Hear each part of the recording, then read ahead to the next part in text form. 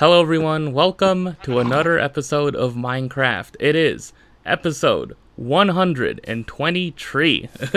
1, 2, 3. That's how long I've been going. I think this is going to be uploaded in April, which keeps me at one a month pace. I'm sorry about that.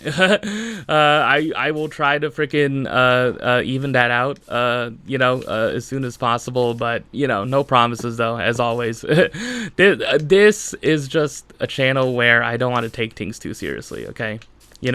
And in regards about that, I do have an engineer. Is really a producer, but I call him an engineer just to sound more fancy. So I have this engineer working with me behind the scenes. Oh, I earned reward points. How? By playing the game? I have an engineer working with me behind the scenes of this Let's Play series, okay? And then they were like, oh, hey. Yeah, you should not release this episode. You should not do this thing that I'm about to do. And I'm like, I don't trust you. I'm gonna do it anyway, okay? I know my own judgment, okay? And I just want to share that, I've been thinking about it, and we're all heaven sent, We're all heaven sent. All of us. Me. I'm heaven sent. That favorite celebrity you have that might have done something a bit problematic, but you still like them anyway, they're heaven sent. Kate Corain is heaven sent. I can't make it through it. I can't, man. I can't do it, man. People know. Okay, all right. I can't go on with this bit, man. I don't know. Why did I have to do that? Why did I have to do that? Why? We're all heaven sent, okay? We're all heaven sent, okay? You too. Donald too. This is just like, I just don't understand. Oh man, I don't know. This is like a month old at this point. Yeah, that's how you can tell. Like it's been so long. I think I recorded the last episode like 2-3.5 weeks ago at this point. So it's like, I think I learned about that afterwards. But it's like I still don't understand what the message is. Like, is the message like I don't know. I kind of don't want to speculate about the message because I feel like I would just get it wrong. And like this artist, Larussell doesn't want me to get it wrong. Larussell, is like, hey, don't criticize me, for that. I regret nothing. I don't regret frickin' posting that song, The funniest thing is that like he was saying that, and as he was saying that, he was getting no support. Like the thing is that, yeah, like I saw, like, Deezus from Deezus and Mero has like his own like kind of show now, like called Deezus Pieces, where like if you know the Deezus and Mero show, if you were aware of that, they had this female, this woman who was asking them questions behind the camera, Julia, and Julia is like doing the same thing with him now, right? Which is cool.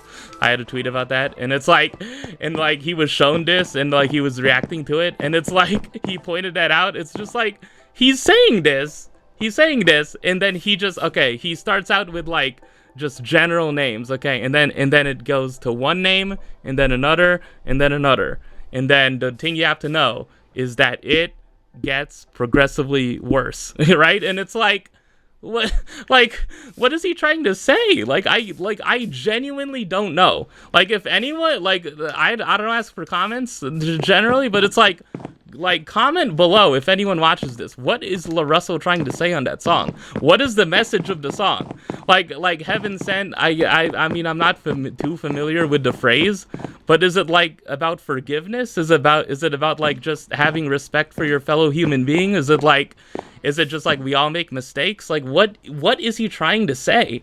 Like, I genuinely do not know. Like, what is he trying to say? Like, what is he trying to say? I don't know. I've been freaking thinking about this for so long since I watched it. It's like, it's hilarious as he was like saying each name, and then he was getting no support. No one was nodding their head. No one was clapping. No one was being like, "Woo, yeah, that's right." Like, no, he was just saying like the names like progressively. and then it's just the piano player playing the piano, like it's like a church service, and I'm like, what is the message of the song? What is he trying to say? I don't know. It's like, okay, like all of these people are heaven sent, so should you forgive all these people? Like what's the, like what are you trying to say? Like what are you trying to say? What is the message of the song? I don't know. I don't know. Literacy is dying, man. These Gen Z kids and younger can't understand the message of a song. It's like, yeah, I can't. Explain it to me. Explain it to me on a freaking TikTok. I can't understand. I don't understand. Like, I honestly don't understand. What are you trying to say? What's the message of the song? Oh my god, dude. Oh god, I don't know. There was another funny clip of Van Lathan. Like, you might know him from The Ringer or whatever. He has a podcast, Higher Learning or something. He used to work for TMZ. I don't know. He's kind of funny. But it's like there's a clip of him reacting to it, and then like after each name is said, he's just like, and then like the next name is said is like, and then the next name is said after that, and he's like, and then like the funniest thing, it goes from the worst name, and then he goes from that to you too, and then yeah, I don't know, I'm parroting the reactions, but it's like Jesus is like, yeah, why what do you mean? Why do you go from that name to me? What do you mean? What if I don't want to be mentioned in the same breath? What do you mean? Like, I want to be mentioned in the same breath as Sandra Cisneros, you know, or Lois and Yamanaka. Like, I don't want to be. It's like, why are you? Like, I didn't ask for my name to be put there. I didn't ask to be put in that group. Like, what do you mean?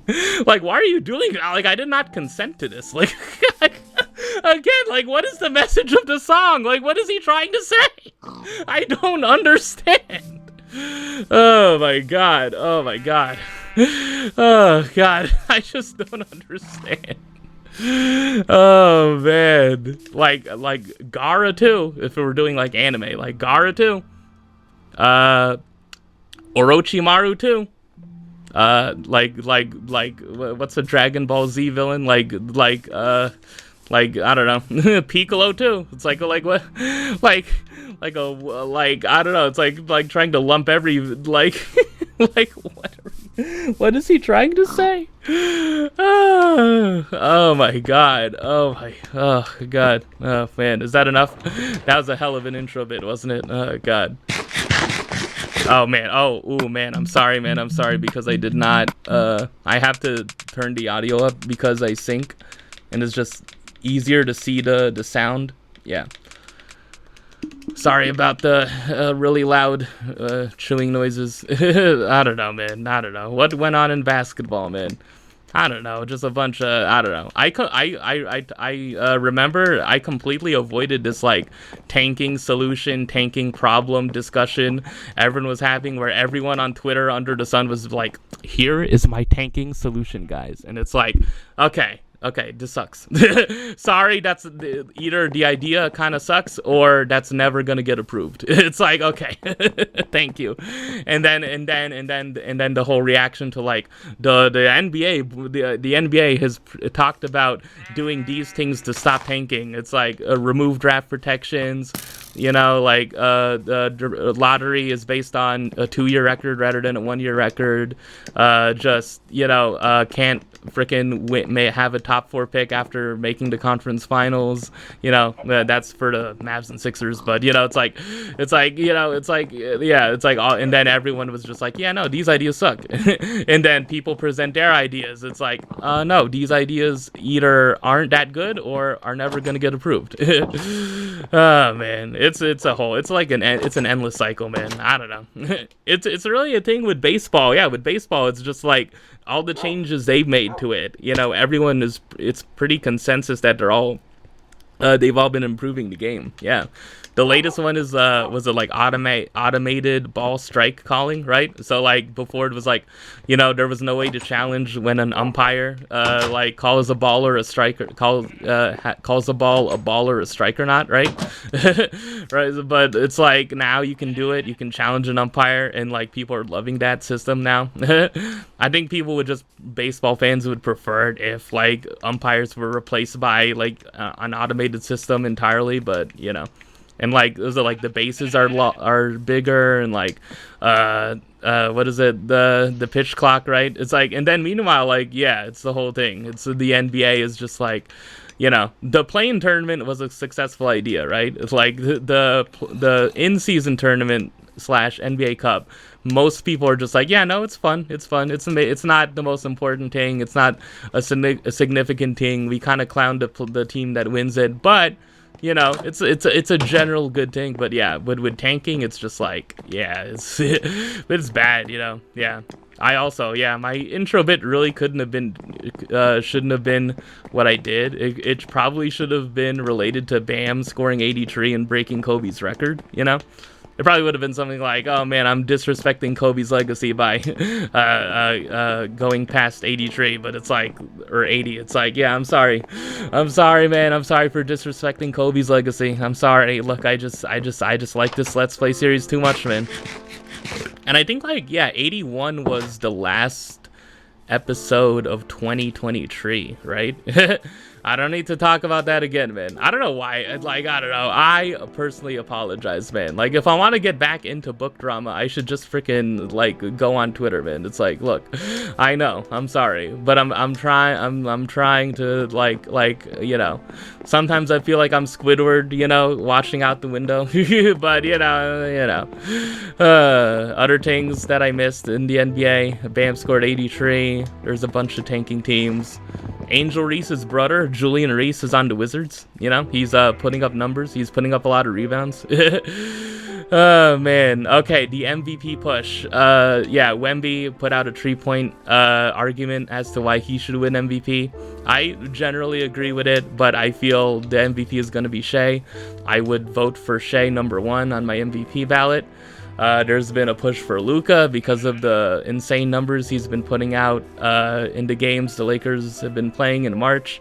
The Lakers won a very crucial game against the Nuggets, I think 2 weeks ago at this point, where they got the tiebreaker over the Nuggets, which made it so that they pretty much secured the third seed against pretty much all of the teams below them. Yeah, they pretty much secured higher seeding against the Nuggets, Rockets, and Timberwolves, who are battling, right?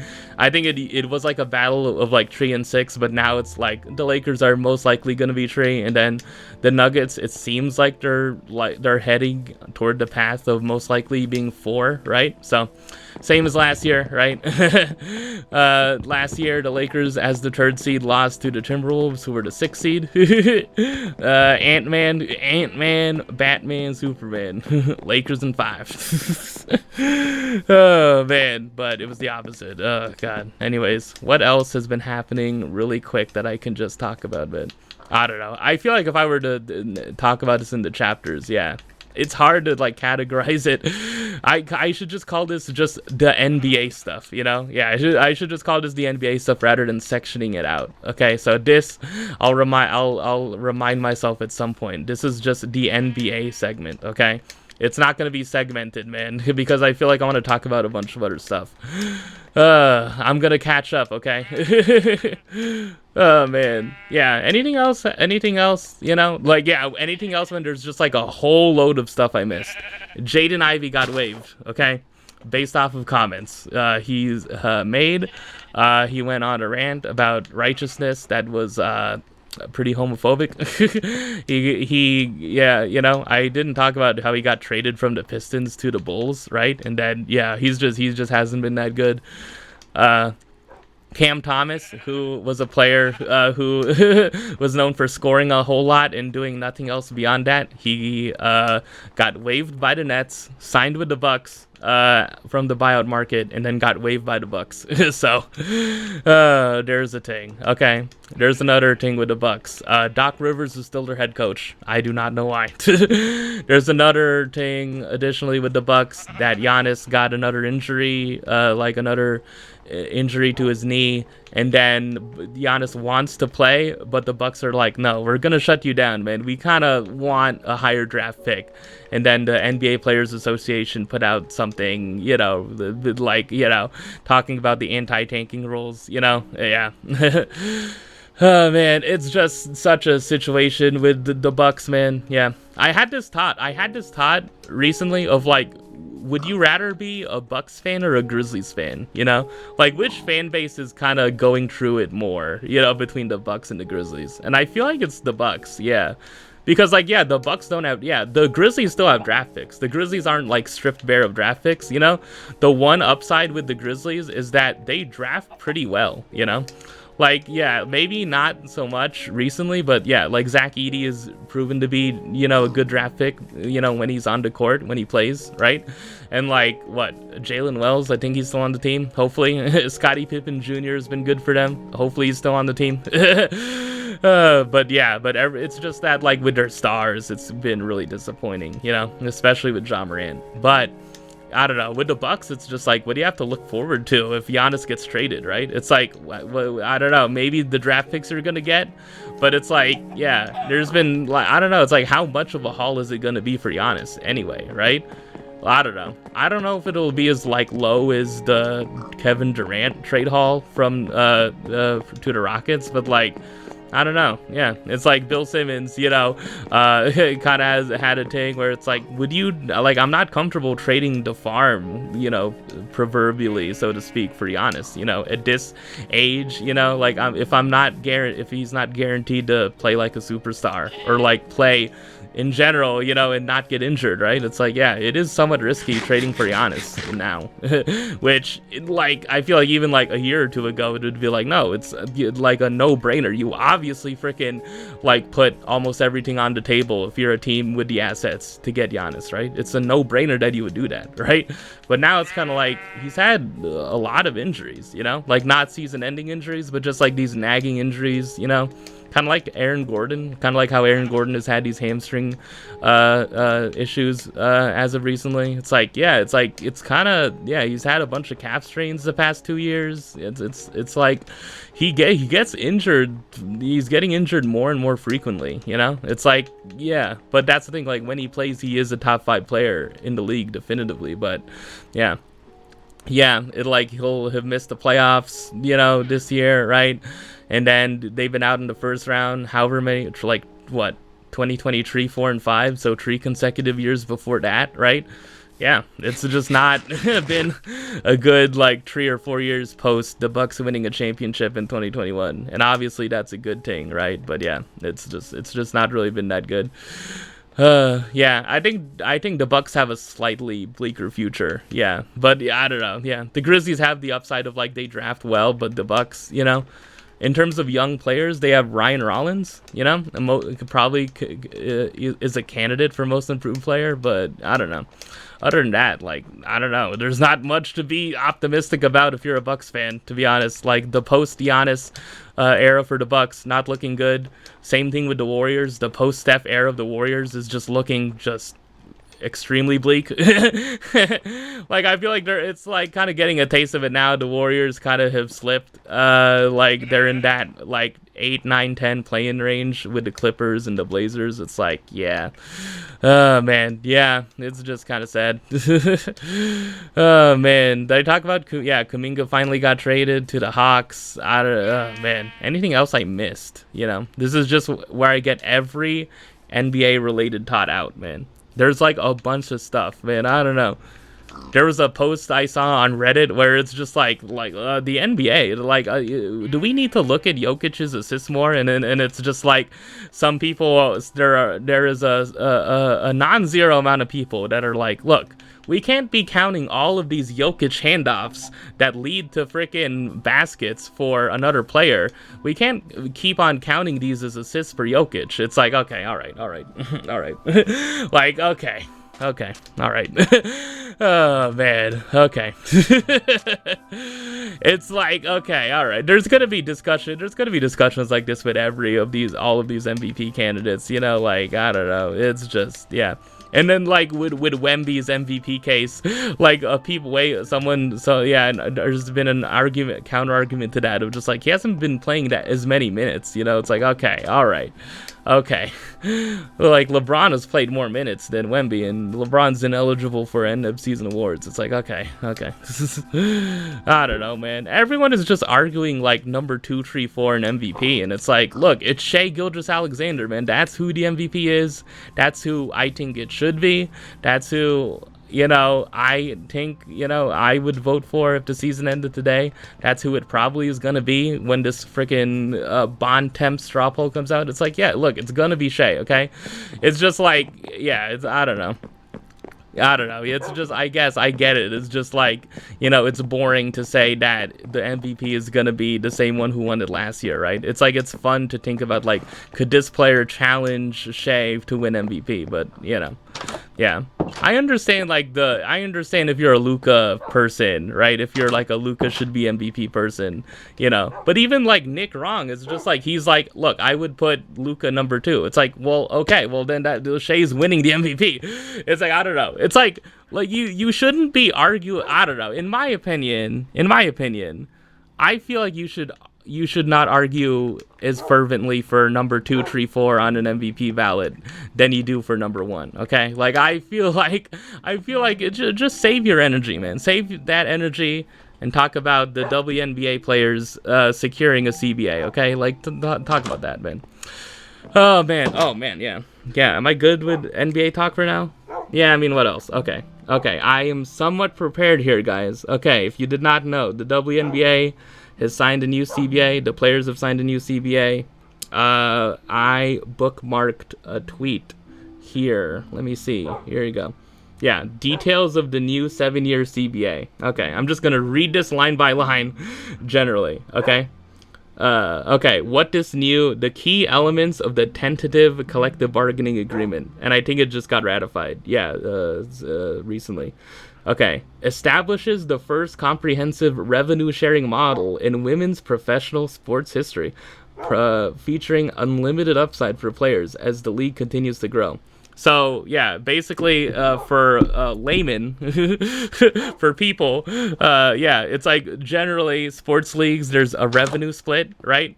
Like the NBA, MLB, hockey, and like the NFL are generally at like a 50-50 split, or like 48-52, like in terms of like it's being split versus the players and the owners, right? So yeah, but the WNBA is significantly lower than that. But it's like that was the whole crux of the thing, is that the WNBA the players were never like, we want to be at 50-50. They were never arguing for that, right? And like some people are just like, oh my god, the fact that you're wearing freaking shirts is saying to pay us more. It's like, okay. But it's like, I think like the revenue sharing is like, it's the revenue split that the players are going to get is like 18%. It's like about like in the 18 to 20% range, I think. Okay. This creates a revenue-based salary cap directly tied to league and team revenue growth. The salary cap will be set at $7 million in 2026 and is projected to be over $11 million by 2032. Oh my god, it's scary to think about that. Will I still be doing the series? I don't know. Maybe like, at least once a month, man. If I don't do it even once a month, man, I don't know, man. The new system results in significant player salary increases, including the max salary, the most money you can make on like a WNBA roster. Yeah, so A'ja Wilson, Breanna Stewart, Nafisa Collier, these players, they can make up to $1.4 million in 2026. That's the max that year, and it's projected to be $2.4 million by 2032. The average salary, so just, the average players, I think Sophie Cunningham kind of fits in this, like Lexi Hull fits into this. I don't know why those two players came to mind first, but yeah, the average salary, $583K in 2026, which is projected to be over $1 million by 2032. Yeah, Over 1 million, yeah. So over 1 million by 2032 is the average salary. That's really, I mean, I don't know. Yeah, like these are improvements, man. Yeah, I think like the bigger picture is that like, did the WNBA players get everything they wanted? No, they did not get everything they wanted. They didn't get like the most they could have got, like the most they didn't get everything, but they got like a good amount of stuff, you know. And that's the thing about this CBA, is that it's a huge freaking step, you know. They're securing this like huge baseline increase, the huge increase in the floor, so that, you know, the future CBA hopefully will be a big improvement on that, right? It's like, this is for the players that are going to enter the league, hopefully, right? Like in the next few years. This is for Sarah Strong. This is for AZ Fudd. This is for Juju Watkins. This is for those freaking players like Malaysia Fulwiley. This CBA is for those players who, like, by the time 2032 rolls around, it's probably going to be their second contract, right? Like, by the time that the CBA is due, they're probably going to be on their second contract, and they can be making even more money. So, yeah. The minimum salary, $270K to $300,000 in 2026 based on years of service, and $340,000 to $380,000 by 2032. So I think like the minimum was just like what, like 70K or 80K. So now it's just like what, 714, yeah, like over 4 times the amount, the minimum salary increase, you know, which is like a pretty significant increase, man. Like, it can be argued of just like, did the owners get what they wanted? It's like, probably, but that's the thing. It's like I don't know. I don't think this should be ignored or like diminished or like dismissed. You know, it shouldn't be. You know, it should be recognized that this is a pretty big win for the WNBA. You know. And for the people who care about it, you know, there's people who care about it more than me. A lot more people who care about it more than me. But I don't know. I just find it interesting, you know? Oh, man. Player benefits and league standards. League provided housing, which was like a big sticking point. That like housing was like one of the sticking points that like kept these negotiations going on for longer than it should have, you know? That they were trying to take away housing, you know, or like change how housing, you know, because I think like, yeah, how it works generally is that like you do get like a league provided like apartment in a city if you play for a team, right? Yeah. So league provided housing will be available for all players in 2026, 7, and 8, and for players making $500,000 or less in 2029 and 2030. New developmental players will be provided housing in every year, you know, which is cool, man. Yeah, and that's the thing. It's like, what, when you don't have to pay rent, you know, it must be nice, man. I don't know, man. It must be nice not having to freaking pay rent, man. I don't have to pay rent, full transparency, but you know, it's like having to, you know, freeing that up from, you know, your, you know, paycheck pretty much is like pretty big, you know. League-wide charter air travel, which is a whole thing. I think like they started rolling out charter flights around like last season, right? The Aces were the first ones to do it, and now it's league-wide. Yeah, representing a projected investment of more than $300 million over the life of the agreement. Expanded first-class travel accommodations for players across league events. New facility standards, which is like this big thing in terms of like free agency, is that like teams like the Seattle Storm and the Phoenix Mercury are like better at attracting free agents than, say, you know, the Chicago Sky, to say the least. You know, I feel like, you know, there's the video of Angel Reese walking across the Chicago Sky, quote, practice facility, which is really just a high school gym. It's like, okay, all right, thank you. God. Expanded team staffing requirements, including access to additional physicians, athletic trainers, strength and conditioning coaches, physical and massage therapists, and nutritionists. Significant increases in team contributions to player 401k retirement accounts. An actual retirement plan.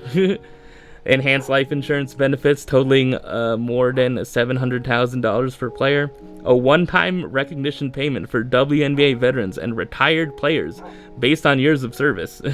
So $100,000 for retirees with 12 plus years of service, $50,000 for retirees with 8 to 11 years of service, and $30,000 for retirees with 5 to 7 years of service. Yeah, nice, man. Just nice little bonus money. Yeah. Expanded family planning benefits for players and their spouses / partners. Yeah. Oh man, there's another page of this. Yeah. There's like a whole section of like money. Yeah, there's like now monetary bonuses. The monetary bonuses for winning like awards such as like, yeah, being like, for WNBA first team, second team, MVP, like the amount of money you get for winning those awards has increased. Yeah. Roster construction and free agency. Requires teams to carry 12 players on their roster. Creates 2 new additional developmental roster spots per team that do not count against the salary cap. Starting in 2027, players with 7 or more years of service cannot be designated as core players. And I think like, yeah, I've been listening to the Dunker Spot, and like core, it's like a different, yeah, it's like the team designates you as a core player. It's similar, yeah, Nikias Duncan says it's similar to the franchise tag in the NFL, where it's like, I think the franchise tag is like they put the tag on you, and like, yeah, it's somewhere like kind of like restricted free agency, or like a more like, I don't know. It's not, yeah, you're not an unrestricted free agent, man. It's more like the team kind of has more of a control on you than you do of your own destiny when you're designated core. Accelerated pathways to maximum contracts for star players on rookie deals. A new season-ending injury exception, which will allow teams additional salary cap flexibility to replace injured players. Pregnancy and childbirth salary cap exception. And here's a really fun one. Here's a really like cool thing about the CBA. Teams must obtain player consent before trading a pregnant player, which is like, yeah, like that should just be a thing, you know? Like, yeah, it's like just, yeah, which is probably a really freaking good, development, a really good addition to the CBA. So yeah, those are the changes that have been, yeah, those are the big changes about the new WNBA CBA. So yeah, hope you enjoyed me just reading that shit out, man. Hopefully. Look, I didn't put it on a conspiracy board, man. I don't know how I get people to view it, man. I didn't do a reaction shock face to it. Okay, I'm sorry, man. Oh yeah, am I done talking about basketball, man? Yeah, not really, because the March Madness is going on. UConn buzzer beater over Duke that just happened. Last night was it? Yeah, it was just, oh my god, insane.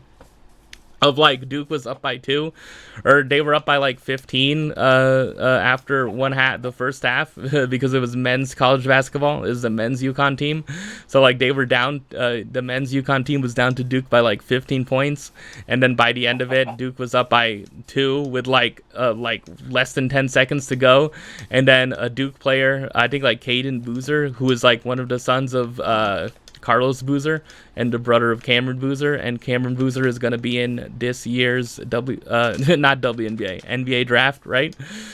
Oh man, it's him, AJ Devanza, Darren Peterson, yeah, just something, A-Cuff, it's like, yeah, those players. So like, this Duke player, Caden Boozer, threw the ball. He wanted to pass the ball to another player, and then from that, a UConn player caught it and then shot the ball as time was expiring, from basically a logo shot, and that shot went in. Just an insane way to lose a game, an insane way to basically choke a game, and people took great pleasure in Duke losing. I'm not really someone who grew up around hating Duke, man. I don't know. I never really had like a sports like learn to I was ingrained learn to like hate this thing, I don't know.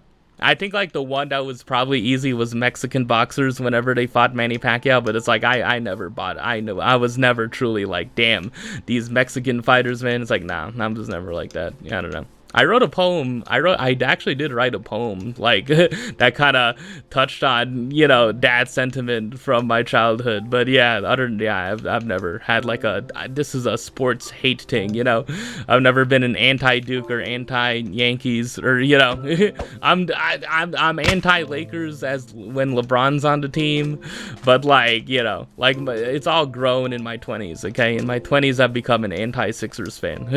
I've become a Sixers hater. Okay. Look, I'm sorry. But yeah, other than that, I'm not a hater for many things, but a lot of people are haters against Duke because of, like, I don't know, class. You know, Duke feels like they're better and smarter than you, I think, is the best explanation I've heard. JJ Redick played for them, man. Man. Yeah, Christian Laettner back in the day, back in the early 90s. Yeah. But what a way for Duke to lose that, you know? And like Dan Hurley, the UConn head coach, the men's UConn head coach, is a psychopath.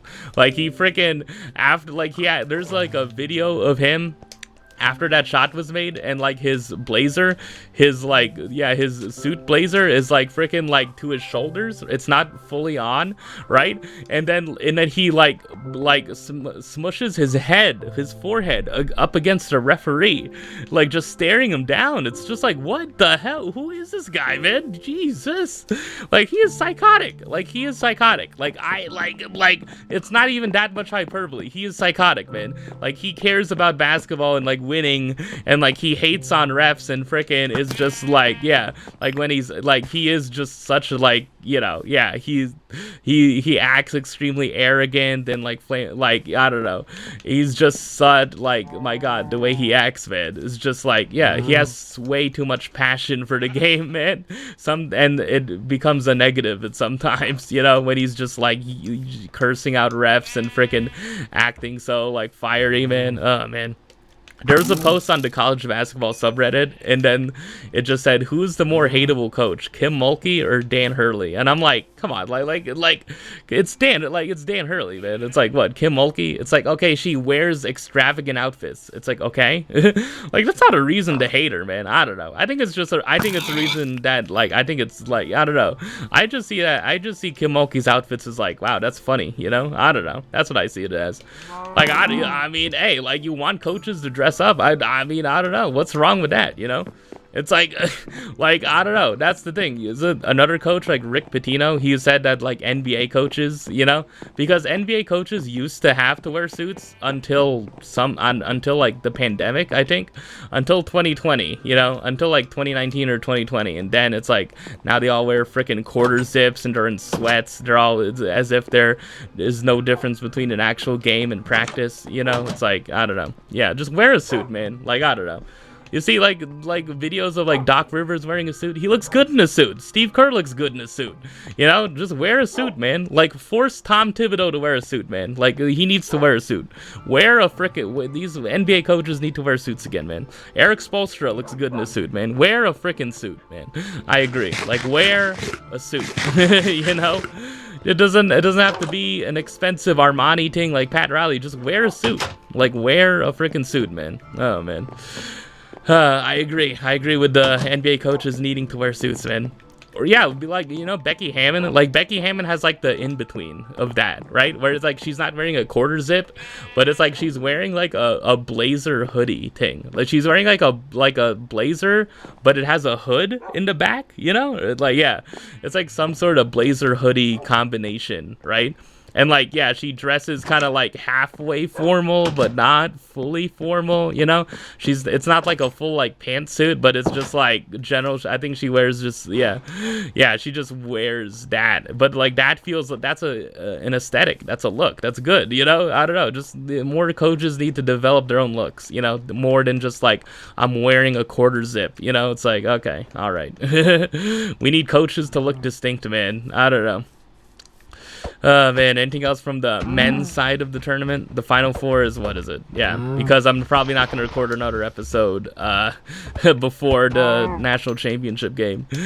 In the men's side, it's Illinois, Arizona, Yukon, and not Michigan. Is it Michigan? That's on the women's side, is it? No, Michigan just lost to freaking Texas as of just like a couple hours ago by a lot. A lot, man. Oh, man. I think this fight, like 40 something. Yeah, the Michigan scored the whole game. Yeah. Yeah, I think it's, Illinois, Arizona, Yukon. Yeah. And, yeah, I think it's Michigan in the men's side. Yeah, I think so. Oh, man. Yeah, because Michigan beat Tennessee, I think, on the men's side. Yeah. TCU is facing South Carolina in the Final Four, in the Elite Eight of the women's tournament. And, yeah, South Carolina is winning, and they're up by 24. So, and it's the fourth quarter, so they're going to move on. So, yeah, the Final Four, unsurprisingly, in the women's tournament is going to be for the 4 number 1 seeds. It's going to be UConn, South Carolina, Texas, and UCLA. So, yeah, it's the same 4 teams that were in the Final Four last year, man, except that UConn is facing South Carolina in the Final Four instead of UCLA, and UCLA is facing Texas in the Final Four instead of I think who did UCLA face in the Final Four last year? It's just flipped around, right? Yeah. Oh, UConn. Yeah, UCLA faced UConn in the Final Four. Yeah. If I were to just jump on and give a prediction now, I think I would probably pick UConn. Yeah. I'm just mostly. It's probably going to be. I think from how Texas played, it's probably going to be UConn or Texas. Yeah. Texas has Madison Booker, who has been playing really well. She had 40 points in the game earlier in the tournament. Sarah Strong, has probably been the best player for UConn this tournament. I don't know, just seeing Sarah Strong, man. Yeah, no, she just such a clear, she is going to be the number 1 pick. She would probably be the number 1 pick in this year's draft over AZ Fudd and Awa Pham and Olivia Miles, right? It's yeah. Oh, man. Oh, yeah. Did I mention? Yeah, Olivia Miles is where she's playing at TCU. She transferred to TCU after being on Notre Dame. And at Notre Dame, yeah, they made it to the Elite Eight against UConn, and Hannah Hidalgo in the previous game against Vanderbilt, which was I think it was an upset, 6-2 or something. Vanderbilt was the 2 seed, and Notre Dame was a higher seed than that, right? Or a lower seed than that. And Hannah Hidalgo almost put up a triple-double. She was 3 assists away from having a quadruple double, right? She had a triple double with steals, man. And I don't know. I asked this before about Hannah Hidalgo. It's just you have to you have to be how is she getting those steals, man? It's how are you just letting her get these steals? It's I watched the highlight video of her and her 20 something steal game or 18 steal game, and it's just another player's dribbling, Hannah just runs and just takes it. It's dude, at some point you have to game plan for that. At some point you have to react to that, man. You can't just keep on letting friggin' her steal the ball. I mean, it's look, it's expert level friggin', instincts and awareness from Hannah, right? But it's come on, man. You just can't keep on letting her steal the frickin' ball like that, man. Look, man, it's understandable that she gets 5, 6, 7, 8 assists, but for her to get over 11, 12, 13, 14, you can reduce that, man. Good coaching can reduce that, okay? That's all I'm saying. But I don't know, maybe it is hard to just prevent her from getting all those steals, man. I don't know. It would be fun if Hannah Hidalgo makes it into the WNBA and just does that. Hannah Hidalgo becomes the steals leader in the WNBA however many years straight. It's dude, she keeps on putting up these double-digit assist games, man. It's dude, what is going on? Oh, man. Anything else about the women's March Madness tournament? I will admit I have not been watching either too closely. I've just been I have a TV in my room and I just keep the games up. I just set it to ESPN or CBS and just have the games up in the background. I look over every so often and just watch it. But there are some times when it's close, right? Yeah. like Duke had a buzzer beating tree against LSU, I think. Yeah. And yeah, I don't know. Kim Mulkey had comments of like she got emotional thinking about how that was Flage's last game, which is kind of sad. But yeah, like Duke had a really cool buzzer beating tree against LSU. And there was one kind of big upset, is that Virginia in the women's tournament, Virginia upset Iowa. Yeah, post Caitlin Clark, but yeah, I think Hannah Stuelke is still on that team. You know, I don't know. It's been a bit. I don't know who was on that team, man. I don't know. Not Gabby Marshall, man. I don't know. I do not remember. Oh man, it's the post Caitlin Clark Iowa Hawkeyes, man. I don't know. Hannah Stuelke is the only player I know from there. But yeah, Virginia upset Iowa, and that was a 10 seed upsetting a 2 seed, which is pretty rare in women's college basketball. Oh man, any other fun results happened? Yeah, Notre Dame. Yeah, I talked about Notre Dame upsetting Vanderbilt. Yeah, Michaela Blakes, she was a player that was playing for Vanderbilt. That was like talked about a good bit throughout the women's college basketball season. Yeah, anything else about the women's tournament? Oh yeah, UCSD was in the tournament. Yeah, they lost. I think they faced Texas. They probably faced Texas or and then just immediately or no, TCU. I think they faced like TCU. Yeah, and just got blasted. But you know, just nice that they were in the tournament. Last year, SDSU was in the tournament, like the women's SDSU team, which was like really interesting. They faced LSU and got smashed in the first round. So, but yeah, UCSD. I think UCSD did a little better this season because they were in the proper like T round, right? They weren't like it's not like the first 4 in, last 4 out type of thing. They weren't on the bubble. They actually made the tournament proper, right? Without that, so. Yeah, shout out to UCSD and Samaya Sugapong, wherever she is. I think she transferred to Arizona. Yeah. Oh, man, shout out to her. Haven't watched her play, but I don't know. It's a cool name. I don't know. It's a really cool name. Samaya Sugapong. I don't know. Really cool name. Anything else about basketball in general? Did I basketball myself out, man? Anything else, man? Yeah. I guess this chapter will be just, women's college basketball. Yeah, the WNBA CBA. It could be different. It could be separate chapters. Oh, man. Anything else, man? Anything else basketball related before I get into stuff that's not basketball related? Because I feel like I have a lot to talk about. I left myself a lot of time this episode, man. And I want to do a list segment. Yeah, I want to do a list segment this episode, right? I might even do 2. I don't know. Who knows? Oh, man. Anything else? Anything random that's just not... Yeah. Man. Man, anything. I don't know. I'm still just like, oh man, I don't know, man. Larussell, I don't know. I have not heard a Larussell song before that one though. That's the thing. It's like I don't know. Oh man, Jack Harlow. Yeah, Jack Harlow is an artist. Yeah, he's a rapper, and then like he made a pivot, not to country music, thank God, but he made a pivot to R&B, right? And then it's kind of just like, wow, I was a rapper before, but now I'm making real soulful freaking music.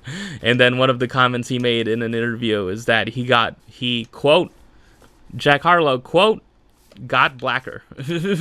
So yeah, and then kind of very not the wisest thing to say, I guess. He got a lot of backlash for that. Yeah, I think it's fair for him to get backlash for making that kind of comment, but yeah, he got blacker. It's like, okay, all right. Oh man, it like what's worse, Jack Harlow saying that or Terrell Owens saying like Max is almost blacker than you, Stephen A? Oh God, oh man, I don't know. Oh man, It must be a trip learning that Bruno Mars is Filipino, man. It must be a trip. It's like, damn, dude, he's been, yeah, true. Look, man, Filipinos love black music, man. I don't know. Jessica Hagedorn kind of confirmed it, man. Yeah. I like the running bit on, yeah, again, I talked about it before when I talked about the book, but like in The Gangster of Love, the running bit of like freaking, like the main character, Rocky, and like, I think like she was making comments being like, you know, like, doesn't Jimi Hendrix look Filipino? Like, doesn't, like, when you look at him, doesn't Jimi Hendrix, like is Jimi Hendrix secretly Filipino? It's so fun, man. Oh, God. Oh, man. Anything else going on, man? Music I've been listening to? Yeah, that really stands out, man. Oh, man. I could just look in my music library, yeah. What have I been? Yeah. Oh yeah, I learned that. Yeah, Me, Myself, and I by De La Soul, really good song. Not the first time I listened to it, but yeah, like I just realized, oh no, that's De La Soul making it. There's this band called Caroline. They're an emo band, and they have a song called "Tell Me I Never Knew That," and it features Caroline Polachek. So it's Caroline featuring Caroline Polachek. Really good song. Yeah. Let me check my playlist. Yeah. Yeah, Men's Needs by The Cribs. Yes. Oh, man. The Cribs? Oh, man. Yes. Landfill Indie List, man. Yeah, they were on the Landfill Indie List. I am slowly getting to every freaking Landfill Indie band. Or just like most of the ones that actually made like decent to good music, right? And yeah, this is a good song, man. Yeah. Like The Cribs are one of the UK like landfill-ish bands that kind of have like a cult following, you know? Like it's like they're still around. Yeah, they're still a band. They're still, I think like they're touring as of like 2025, right? They're still doing shows here and there, right? It's cool that they're still around, you know? But I started out really young, so I think they're just in their 40s now. Sorry about that. They're in their 40s now. So like, you know, they're just, yeah, they're still around. It's cool to see them. They're three brothers. Is it Ryan, Ross, and Gary, right? Jarman. They had a song called Hey Scenesters on their second album. Really good. Yeah, it's about calling out scenesters. Don't ask what that is. It's just kind of, yeah, scene, like, people, indie, whatever. Okay, I don't know. It's a lot to explain, you know. It's 2000s culture, man. 2000s music, teen culture, man. But, yeah. Men's Needs, man. Yeah, the riff on that is just so freaking good, man. And, like, the album in general, yeah. Girls Like Mystery, I'm a Realist, Moving Pictures, all really good songs, man. Yeah, they're just really, yeah, they're very, it's kind of, the songs are like guitar driven, but they're poppy too. Somewhat like Two Door Cinema Club, but just like more like guitar based than Two Door Cinema Club, you know? Yeah. Oh, man. Oh yeah, Taking Back Sunday. Yeah, Taking Back Sunday. I've been listening to them a bit more recently. Yeah, I had this album for like a bit, but I only started listening to beyond the second track. So, Taking Back Sunday, I guess like their original lineup reformed in 2011. So, yeah, they're like what is it? Yeah, I think I can look up the album cover. They say their last names here. Oh, man. Their original lineup, which was on Tell All Your Friends, reformed, got back together after two of the members were in Straight Light Run, which is another emo type of band, you know? Yeah. Yeah. Eddie Reyes, John Nolan, Sean Cooper, Mark O'Connell, and Adam Lazzara. That's the original lineup of Taking Back Sunday. And from like 2011 through 2016, their original lineup put out like 3 albums. The 2011 one was self-titled, and I think like the 2014 one is called Happiness Is. I haven't listened to that, but in 2016 they released an album called Tidal Wave, and the title track on it, Tidal Wave, is pretty good. But yeah, the next song after that is called You Can't Look Back, and I don't know, I've been really freaking, I don't know, I feel it's just, I put it on my playlist of like songs of the year that I've really enjoyed, that I somewhat discovered, even though I put the album has been in my library for like what, 2 years now. Yeah, it has this like kind of like, yeah, like there's a lot, like I feel like on this album and Tidal Wave in particular, they're kind of like they're kind of like, okay, we don't need to be strictly this kind of pop punky like alternative band, you know. We don't need to be this. We can wear our influences on our sleeve more. And I think like they were influenced by, you know, Tom Petty, you know. I think like Adam Lazara's talked about that in interviews, in one interview I've seen from like 2019 or something. Yeah, that, you know, Tom Petty is like an influence, you know, kind of like more kind of like folkier freaking rock music, you know, not necessarily just like scene bands, not necessarily, you know. I don't know. I think like they're my favorite. Other than Paramore, they're probably my favorite of those type of bands, you know. Like I was never a Panic at the Disco person or a Fall Out Boy person, you know. I think like I like generally freaking, you know, Motion City Soundtrack. Yeah, you know, from the one album I've listened to of them, and like Senses Fail, you know. But yeah, other bands like Mayday Parade or Good Charlotte or Simple Plan. Even though I watched a documentary on Simple Plan, it's like, yeah, no, I've never really been into those bands. But yeah, I don't know. It's interesting, like, take the story of Taking Back Sunday, you know? Yeah, and, like, you can't look back, I guess, long-winded way of saying, I like that. I like the kind of, like, bluesier, folksier, whatever it is, like, the not strictly, like, pop-punky direction a lot of the songs go, you know? Yeah. Like, Fences sounds a bit different, you know? All Access has like I think like the either like John Nolan, whoever is like the other singer in the band, you know. John Nolan, I think it's John Nolan, I think so. Yeah, he was like singing like, and that's like for the first time he's singing in a very like higher register, like almost like, I think it's a falsetto thing. He's singing on All Access, you know. Man, yeah. And then Holy Water, really good. Was it yeah. I love you because you shoot straight as an arrow. There you go. I'm not gonna sing it, but man, yeah, I just really like this album. You know, it's just a night. You know, it's like Taking Back Sunday did continue to make good music past 2006. Okay, but yeah, they put out an album in 2009. Yeah, called New Again. I don't know about that album. I don't know. I feel I don't know about that. That was probably like a big dip in quality, but you know, because they had a newer lineup from what they even had from like 2004 and 2006, right? Like I think like more members left, and they had to fill those in, right? So they've had like, they're one of those bands that have had like a bunch of different members. And like after Tidal Wave, I think Eddie, who was like one of the founding members, the bigger Latino guy, the bigger Hispanic guy, he left the band. You know, it's cool. I really like watching like live videos of Taking Back Sunday and like seeing Eddie there playing the guitar. Like, I don't know, it feels like he's such like an instrumental part of the band. I mean, he was one of the founding members, but it's like, I don't know. It's like, I feel like he was like probably the best guitarist out of all of them, right? Yeah. And like one thing I learned from their Wikipedia page is that Adam Lazzara originally was the bassist of the band, and then he became the singer. Yeah, I don't know. That's another thing I really like about Taking Back Sunday. I think like from these other like pop punk emo-ish bands is that they do have like two vocalists, right? And like, you know, especially early on, like Adam's voice and John Nolan's voice really complemented each other, you know? Yeah, especially on like Tell All Your Friends, especially on There's No I in Team, especially on Great Romances of the 20th Century, man. Just really, they just work well off each other, man. Yeah, there's really good like dual vocalist stuff in in Where You Wanna Be too, you know, the I've got a bad feeling about this.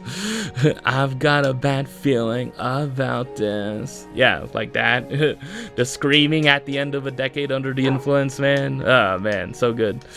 Yeah. But yeah, I think that's just one of the things I like about Taking Back Sunday. Yeah, and I guess it's just me talking about them. And after this album, Eddie Reyes left the band, and I think like what, either last year or, you know, recently, I saw a news thing that like their drummer left the band. I think that's Mark O'Connell. Oh man, yeah. Anyways, anything else? Yeah, I talked about Just Two Girls by Wolf Alice, right? Oh yeah, Broken Social Scene. Yeah, Broken Social Scene.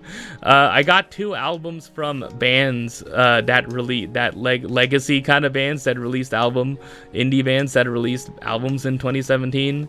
One is Grizzly Bear. Painted Ruins is the album title.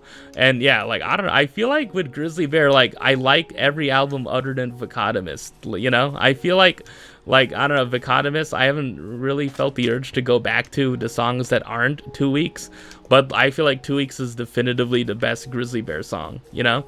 And like, yeah, from like what I've listened to of Painted Ruins, yeah, it's really good, man. I really just like the instrumentation, the music, like it's just so much more active than Vicotomist or even, yeah, or Yellow House. But even with like listening through Yellow House, I really like how more folky it is, you know, how more stripped down it is, you know? I really like that element to it. Yeah, Knife from Yellow House is a really good song. And then Shields is like, Yet Again is a really good song. A Simple Answer, Gun Shy, really, really good song later on in the album. Yeah. Speaking Rounds, the second track on the album. Yeah. But I don't know. I feel like with Grizzly Bear, like 2 Weeks is definitively their best song. It's my favorite song of theirs. It's one of my favorite songs of all time, if I probably have to think about it, right? Just the way they sing and harmonize together, man. Yeah. Just that piano, just the optimistic but like kind of melancholy tone of that piano riff at the beginning. Oh god, it's just so good. I mean, yeah, what's the friggin', yeah, Drew, oh god, I'm trying to what's the other song on Vicotomist I really like? Ready Able. Yeah, Ready Able I really like. Yeah. And then Broken Social Scene. Yeah, Broken Social Scene are a Canadian band, and they're like a whole collective of frickin' people. Like one of the people on who sings on Broken Social Scene's albums is Emily Haynes, and Emily Haynes has this band called Metric, you know? She's the lead singer of that. Gold Guns Girls, you know, a Metric song. Black Sheep, a Metric song, though it's not like, I don't know what album it's on, but yeah, it's not on Fantasies, yeah. Like Fantasies has Gold Gun Girls and Gimme Sympathy and Twilight Galaxy, yeah, something like that, yeah. But like Emily Haynes is like, like if you listen to Anthems for a 17-year-old Girl by Broken Social Scene, that's Emily Haynes singing. Yeah. So like there are like a bunch of freaking people on stage, you know? Like there's just some people, like when they're live performing a song, if you've seen live videos of them, there's one on Conan O'Brien where like there's just like 2 girls who are just like shaking. They're just dancing by shaking their bodies, just freaking like very like randomly, not like in rhythm at all, but they're just letting the music take them over, you know? Like Broken Social Scene are just good at making like big freaking emotive sounding music, you know, like rock music, you know, indie rock music, not like necessarily electronic, you know. Like I feel like the Naked and Famous are good at doing that, but like with like electro pop infused with indie rock, right? It's like that's what the Naked and Famous are good at, right? Making these freaking like coming of age type of freaking songs that are just so freaking good, man.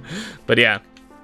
Oh yeah, did I talk about the Naked and Famous being mentioned? Yeah, the author of Little Do We Know, a book that I didn't talk about as much, by Tamara Ireland Stone. Yeah, she like has a thing at the end where it's like, yeah, I got the paperback edition of Little Do We Know, and at the end of it, there's like little bonus stuff, and one of the bonus things was like a playlist she made of the songs associated with characters, right? And like one of the songs she picked was Last Forever off of Simple Forms, which is really good. Yeah. But yeah, back to Broken Social Scene. Yeah, they released an album in 2017. It's called The Hug of Thunder. The title track's really good, but yeah, the song I have in my playlist is Halfway Home. Yeah, which I think was probably their like comeback single. Yeah, it's just nice. It sounds big. It sounds full. You know, like it's like shine. It's like their whole thing is like trying to be optimistic even in the most like kind of negative of times. You know, 2017. You know, probably could have used a lot more than that, right? of just like, yeah, politically and socially too, right? Of just like not letting cynicism and nihilism just take over, right? Trying to just like, it's like trying to believe that freaking good things can happen still, right? Even when you might not believe it yourself, right? They're kind of making music with that undercurrent of like, they're telling you, it's like, please, like, don't give in, man. That's what they want you to do, man. That's what the people in power who are making these like extremely bad decisions in government want you to do. They want you to be nihilistic. They want you to be cynical and think this system can't be changed. They want you to not be optimistic about the future, they want you to freaking doom scroll on Twitter.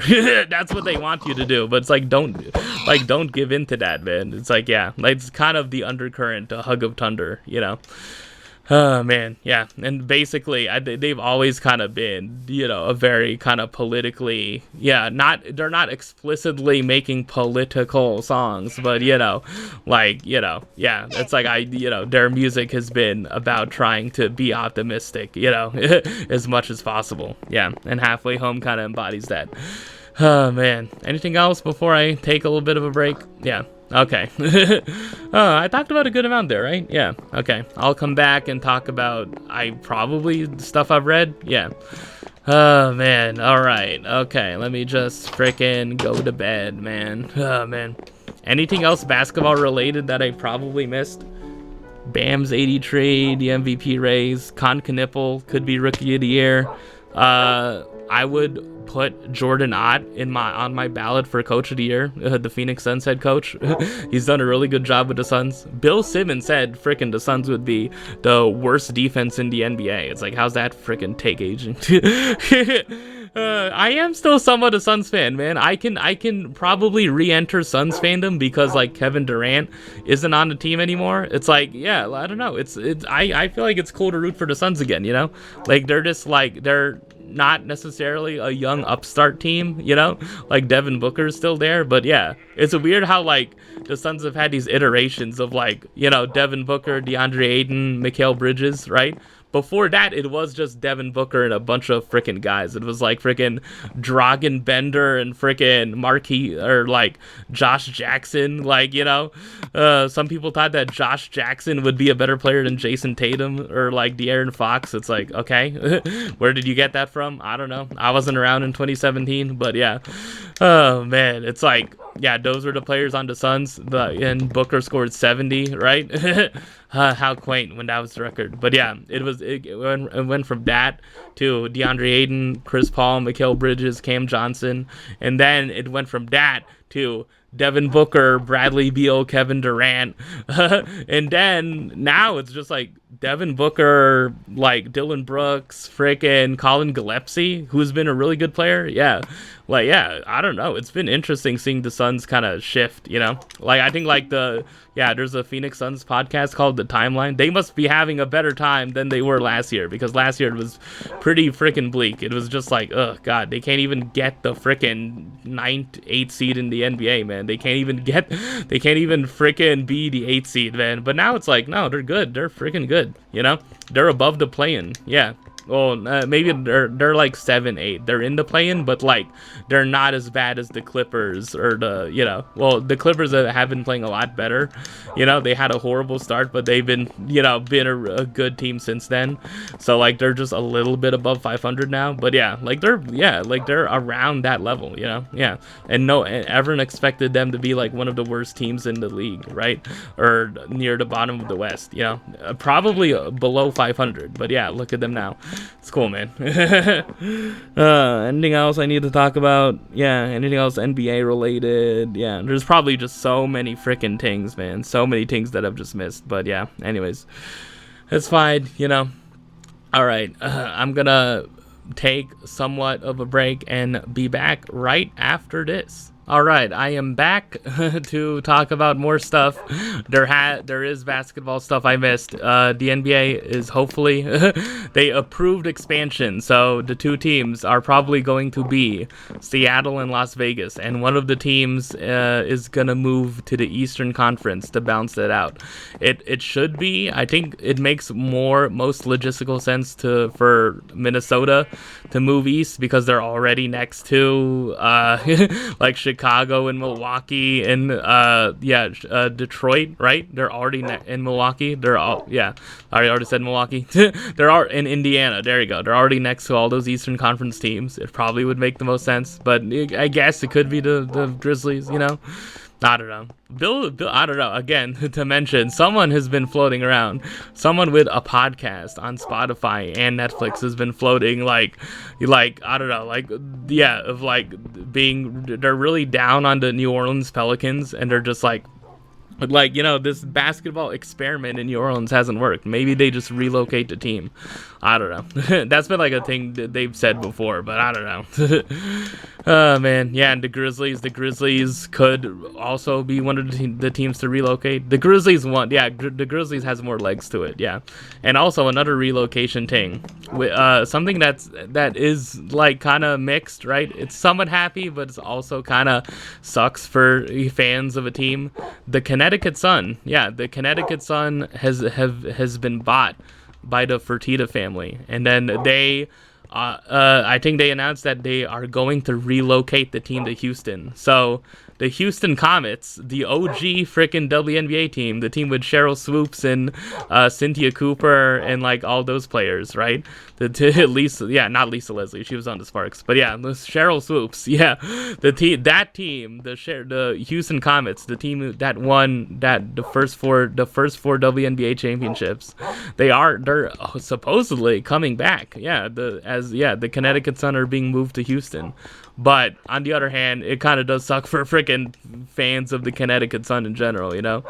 There was a thing before that, like, the Celtics owners could be buying the Sun and just moving them to Boston, which, like, would have made more sense, but also would have still been kind of a little bit sucky, you know? It's just like, does Boston necessarily need a WNBA team? Like, it makes sense, you know, the Connecticut Sun. Like, it makes more sense for the Connecticut Sun fan base to still be in that part of the country because, you know, like NBCS Boston, the local network, covers Sun games, right? And like one of the reporters, one of the people who women who works for CLNS, Noah Dalzell, who covers the Celtics, right?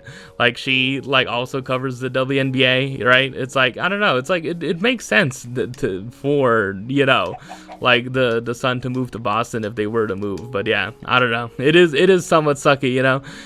I guess it is generally a good thing that, you know, Houston is getting their team back, you know. But I don't know. Yeah, I guess it is a pretty mixed bag. Yeah.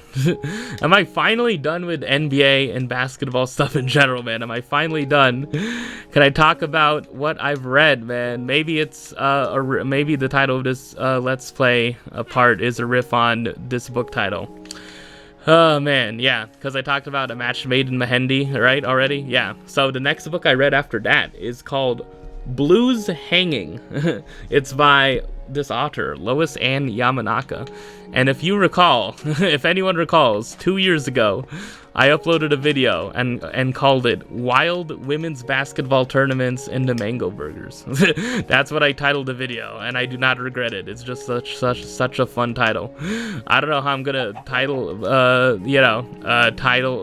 play that in, you know? I don't know. I don't know how I'm gonna friggin' make this a title, but I don't know. Just probably, I don't know. I like the title of this book a lot. Yeah. Oh man.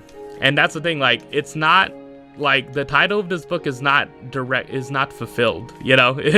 You know, a slight spoiler, right? It's like I feel like you go into it reading it and like you think that like it forebodes something, you know, about the story, but it actually does not forebode that. Okay, like small spoiler, it does not forebode that thing that you would probably think about from reading the word hanging, you know. But yeah, Blue is a character in this book called Blue's Hanging, but he is not the main character. Okay, so this book is about a girl, like a 13-year-old girl growing up on the island of Molokai. And if anyone recalls Wild Meat and the Bully Burgers, the previous book Lois and Yamanaka wrote, that takes place in Hilo, which is on the big island of Hawaii, right? On the bigger islands. But Molokai is like in between like Honolulu and Hilo, right? It's like, yeah, it's a smaller island, right? It's a more like it's a less like quote advanced island, you know. It's not as, you know, culturally freaking as like rich as Honolulu, right? You know, or the island. It's not as, you know, as the island that Honolulu is on, right? There's a joke in the book where they say that Molokai is 5 years behind Hilo, right? And Hilo is 5 years behind Honolulu, and Honolulu is 5 years behind the mainland of the U.S., right? It's just a funny joke. And yeah, and that's the thing. Yeah, it is. This book is basically, yeah, I think I don't know. I feel like I came out of this like thinking that, yeah, this is a great book. This is one of the best books I've read this year. But I think like there's something about Wild Meat and the Bully Burgers that I do enjoy like slightly more. But that doesn't mean I don't enjoy this book a lot, man. It is a great freaking book, man. I love the family dynamic of this book. You know, that I think that certain aspect of it is strong, and I really like that. So I didn't explain the plot synopsis. This is about a girl growing up on the island of Molokai. Her name is Eva Ogata, and yeah, she's 13. And the plot, you know, if there is one, is that her little brother Blue, who's like 8 years old, and her little sister Maisie, who's like 5-6 years old, they lost their mother. So their mother died like 2 months before the story begins, right? And their father, who they call Poppy, right, is, you know, dealing with it by smoking marijuana, and he has like an anger problem, you know, like he loses his temper on his children, you know, for you know somewhat, yeah, it's somewhat reasonable based on like what happens and like their story, right? Like it's basically just about the story of Eva trying to keep this family together and trying to be a mother, you know, like she has the burden of like she has to be the mother of this family now. She has to be the matriarch. She has to take care of basically all of their family because she has to cook the meals, right? And like the first paragraph of the book talks about like the food they eat. Like the first paragraph of the book is about them, like, yeah, Eva and her little brother and her sister having to eat white sandwich bread with mayonnaise, you know, like it's just, that's the snack they eat white bread with mayonnaise, you know.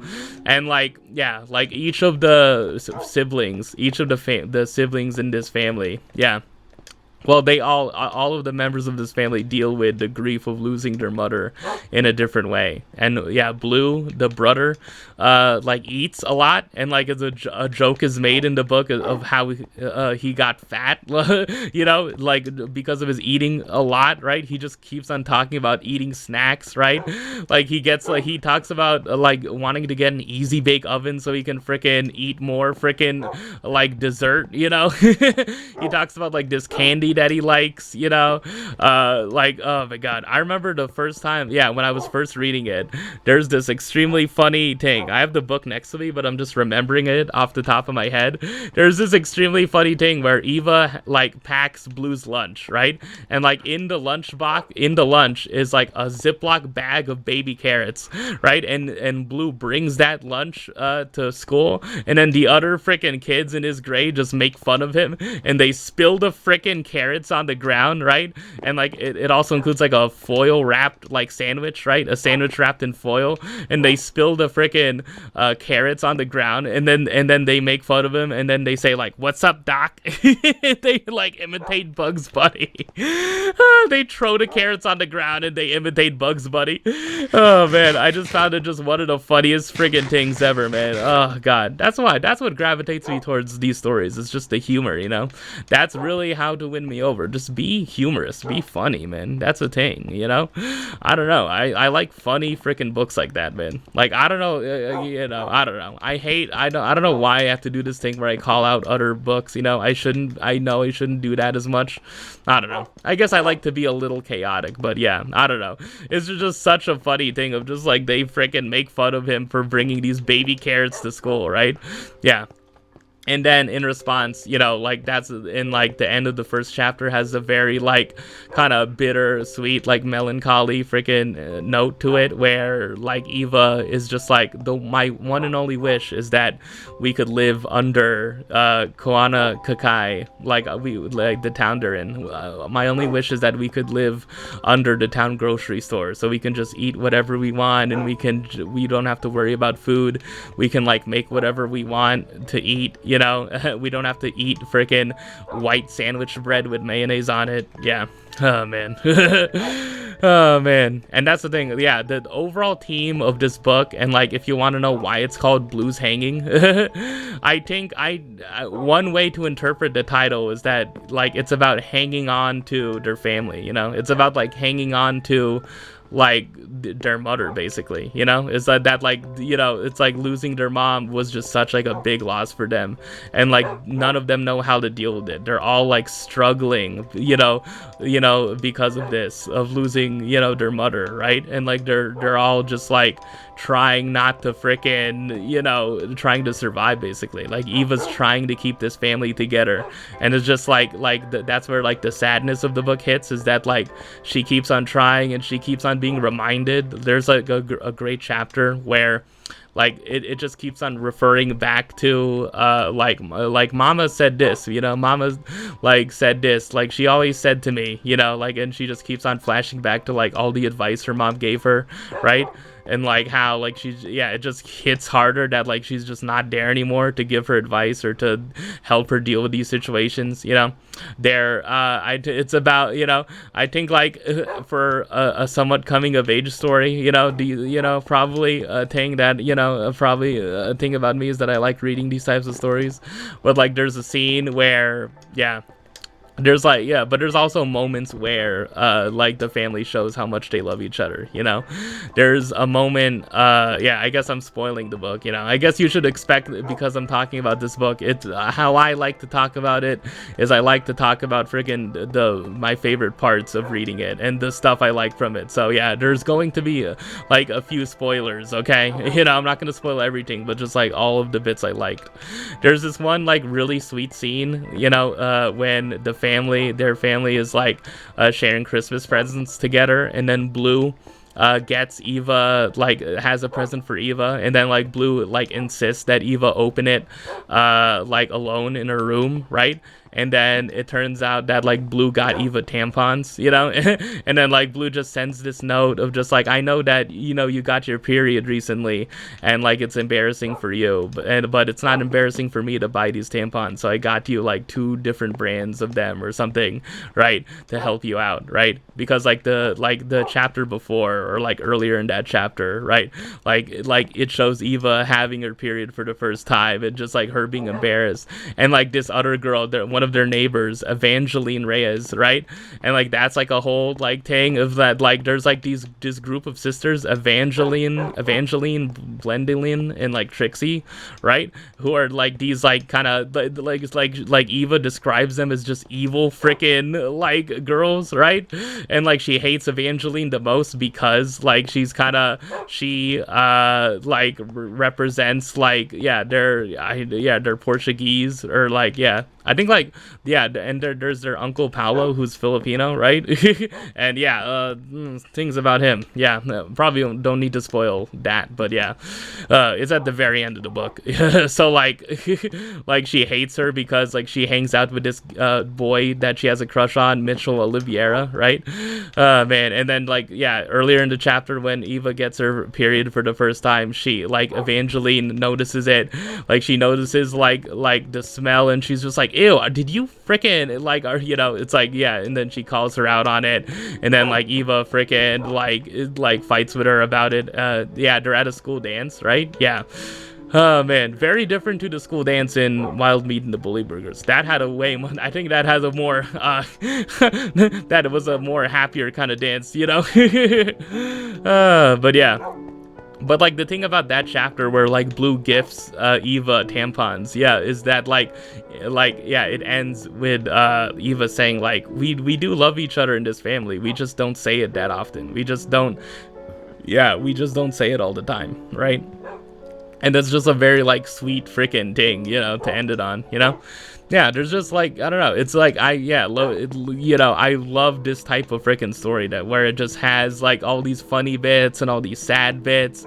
It can be melancholy and funny and bittersweet and like and like really sad at the same time. It's the same thing. Yeah, I don't know. Yeah, what I think is my favorite book of all time, or my first 1.5 second favorite book of all time, Caramello, right? It's just like, yeah, no, I love freaking stories like that that can deliver like a range of emotions, you know, all in one freaking story, you know? Yeah. Oh man, I guess like the general theme of it is like I think like there's a motif of rope in the story, right? And like, you know, probably to go along with hanging, you know, and like I think like I said like one of the ways you can interpret the title is that like Blue is kind of hanging, like Blue is the one that probably needs the most like attention, right? Like in terms of like he needs to be watched over because, you know, he makes these decisions, you know, that aren't the best, right? Yeah, there's a scene early on with like Blue really wants candy, right? And it plays into him being fat, right? He wants candy so much that like there's an old man who's willing to pay him for candy, right? There's an old man who's willing to pay him money, like $10, and then yeah, there's unscrupulous things. Let me just say that to not spoil it fully, but yeah, it's like I don't know, it's just really fun. Yeah, but that's the thing. It's like the stuff like the events that happen are sad, but they're also just very just kind of like a really dark kind of humorous aspect to it, you know? Yeah, I love that like part of the book, you know? Yeah. Oh man, and then there's a scene during Thanksgiving before the Christmas chapter where they go to Hilo, right, to visit family on their mother's side, right? And like there's this character Big Sis who argues with her little sister, right? And then like Big Sis becomes somewhat of like a mentor figure to Eva, right? Which she desperately needs, right? And her little sister just argue about her like Big Sis argues with like her sister about being very promiscuous around guys, right? Yeah, true. And then it's like her little sister, like Big Sis calls out her sister. It's like, you think you're so much better because you're going to a mainland college, huh? Oh man. And then there's like before they leave, there's a scene where it's like Big Sis's sister just like shows like all of the freaking hickeys around her freaking neck and her back and her freaking rear, right? Like it's on her buttocks too. It's like, wait, how do you get hickeys there? It's like God, I don't know, man. Oh man, yeah. Oh man. Yeah, and then I don't know, there's just so many freaking things, so many little things, you know, about it, of just like, yeah, the way that, like, the way they speak, yeah, you know, if anyone remembers Wild Meat and the Bully Burgers or has read it, you know, I don't know if you have, I don't know, it only has like 1,000 ratings on Goodreads, but yeah, if anyone has read Lois and Yamanaka's books, they're written in Pidgin English, you know, like most of the main characters are speaking Pidgin, which is is like the dialect, the specific dialect slash language that is used in Hawaii, right? Or for people who live in Hawaii their whole lives, you know.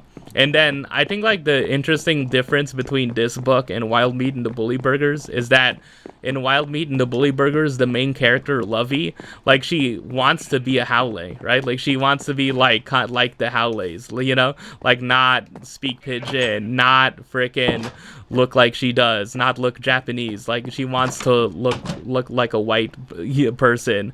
She wants to have like a more Caucasian, white American, you know, non-native Hawaiian, non-Japanese lifestyle, right? Like that's the whole like second, third chapter of the book, right?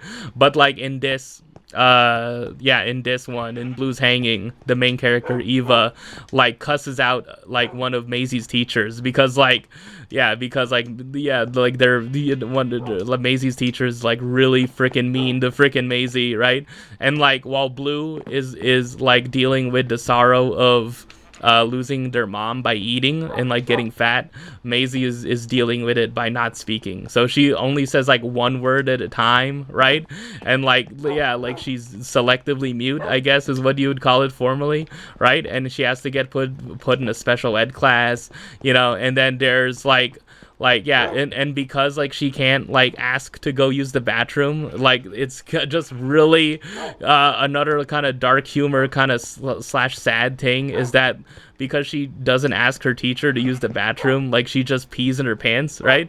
And she, you know, pees in her underwear, right? And that's the whole thing of that, like, yeah, there's like one chapter that ends where they like get her freaking a whole set of underwear so that like even though like she doesn't have to like that she'll be fine even if she doesn't speak up to use the bathroom. Yeah, it's a whole thing.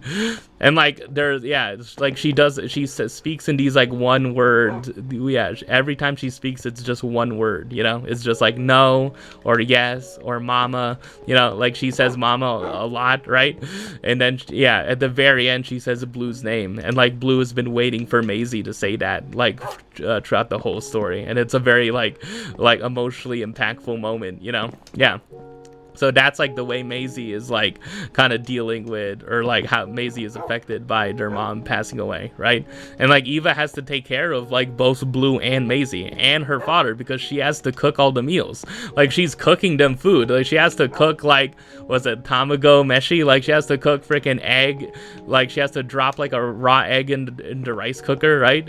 They call it Japanese soul food, you know? It's like, I don't know. It's just so freaking good, man. I don't know. I could like pick out like quotes from it. Yeah, I guess if I guess right now, I put a sticky note here. Here's like a really good section I want to get to. Yeah, here.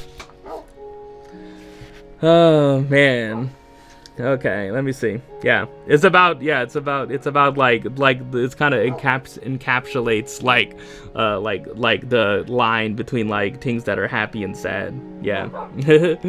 Let me see. I think it's here. Yeah. Man. I think, yeah. Oh man. Okay, yeah, here we go. Oh man. I think this is Blue talking, right? Yeah, this is Blue talking. Yeah. Mrs. Oda told us to remember when saying goodbye to our journals that parting can be such sweet sorrow. What is sweet sorrow? He asked Maisie in a teacher voice. I hear him thumbing through the tissue paper pages of the dictionary. Okay, sorrow, mean noun. A deep distress and regret. How can that be sweet? Parting sometimes just sweet. Like when we left Auntie Betty's house in Hilo. Yeah, that's when they went to Thanksgiving there. You know, the other day when she told Big Sis her choice in life going only bring regrets. And for make us all shame. Saying things like we was rude with no manners and Big Sis or nobody could change that. Oh, man. Yeah. So that's sweet. That's only sweet. Yeah. Later on. Yeah, later on. Here we go. So what I'm trying to say, Maisie, Blue says in his teacher voice, is that if you're talking about Auntie Betty, then parting is sweet. If you're talking about Mama, then parting is only sorrow. Mama, Maisie says. If you're talking about Eva going mid-pack, which is like a school, which is the school, a school like mid-Pacific where like she has to move away to go there. Yeah. If you're talking about Eva going mid-pack, Then it's little bit sweet, cause I going follow her, cause I going follow in her feet, and lots of sorrow for Maisie, cause Eva is her second mother.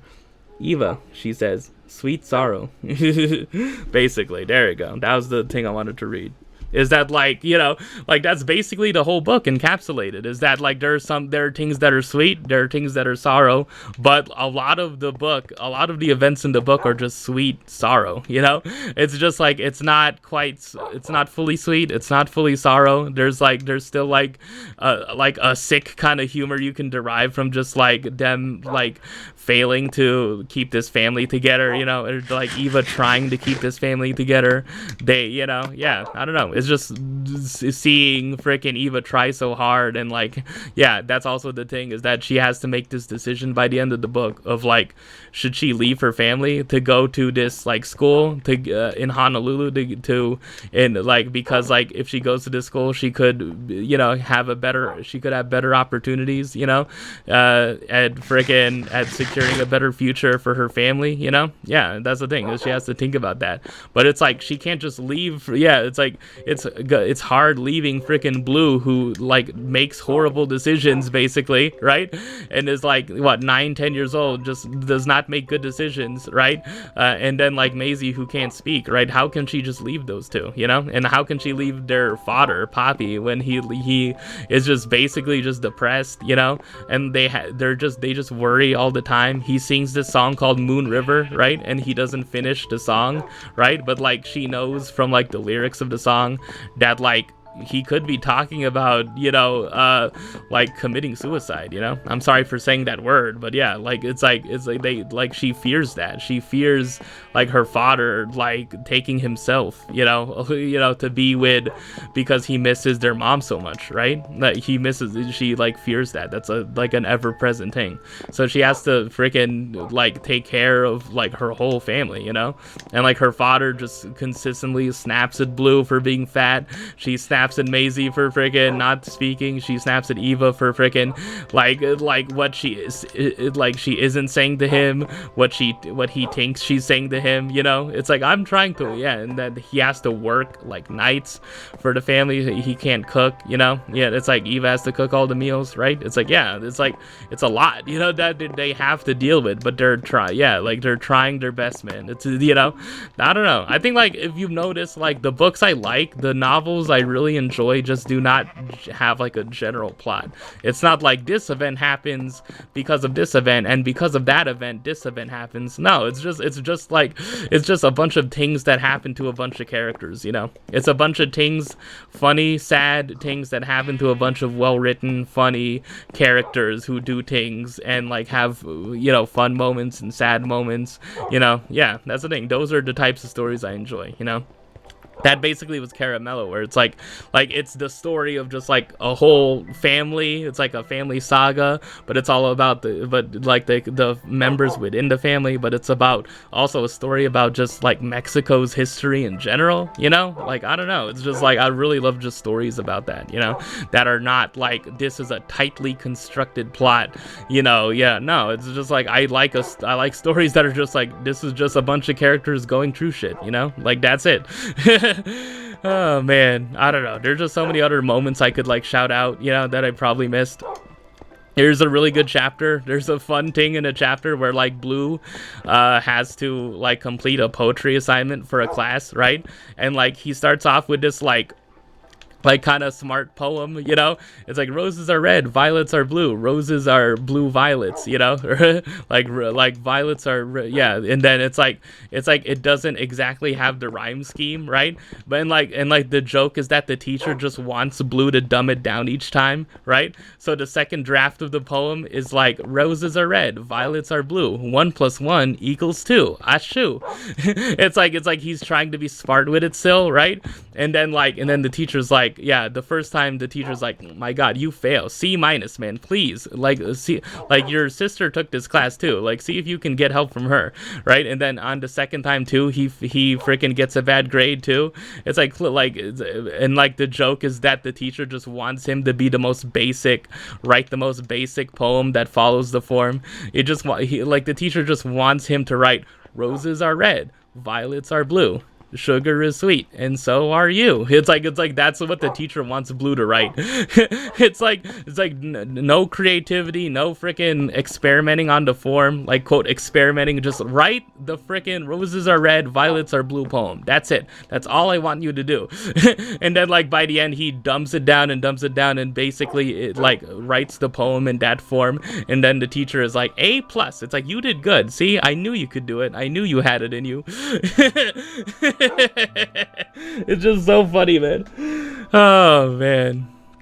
Oh man, there's just so many funny moments like that. And there's like, yeah, like animals are a big thing. Like there's a whole big thing where they take care of dogs, right? And like you read it and like, you know, I've never owned dogs in my life, you know, but it's like you read it and it's clear. It's like the owner of these dogs, Mrs. Ikeda, right? Is like they get a job like caring for these dogs and they're kept in the basement, right? And it's clear that like Mrs. Ikeda is like a criminal. Like she like the way she's treating these dogs is absolutely criminal, and it's like it's the most inhumane thing.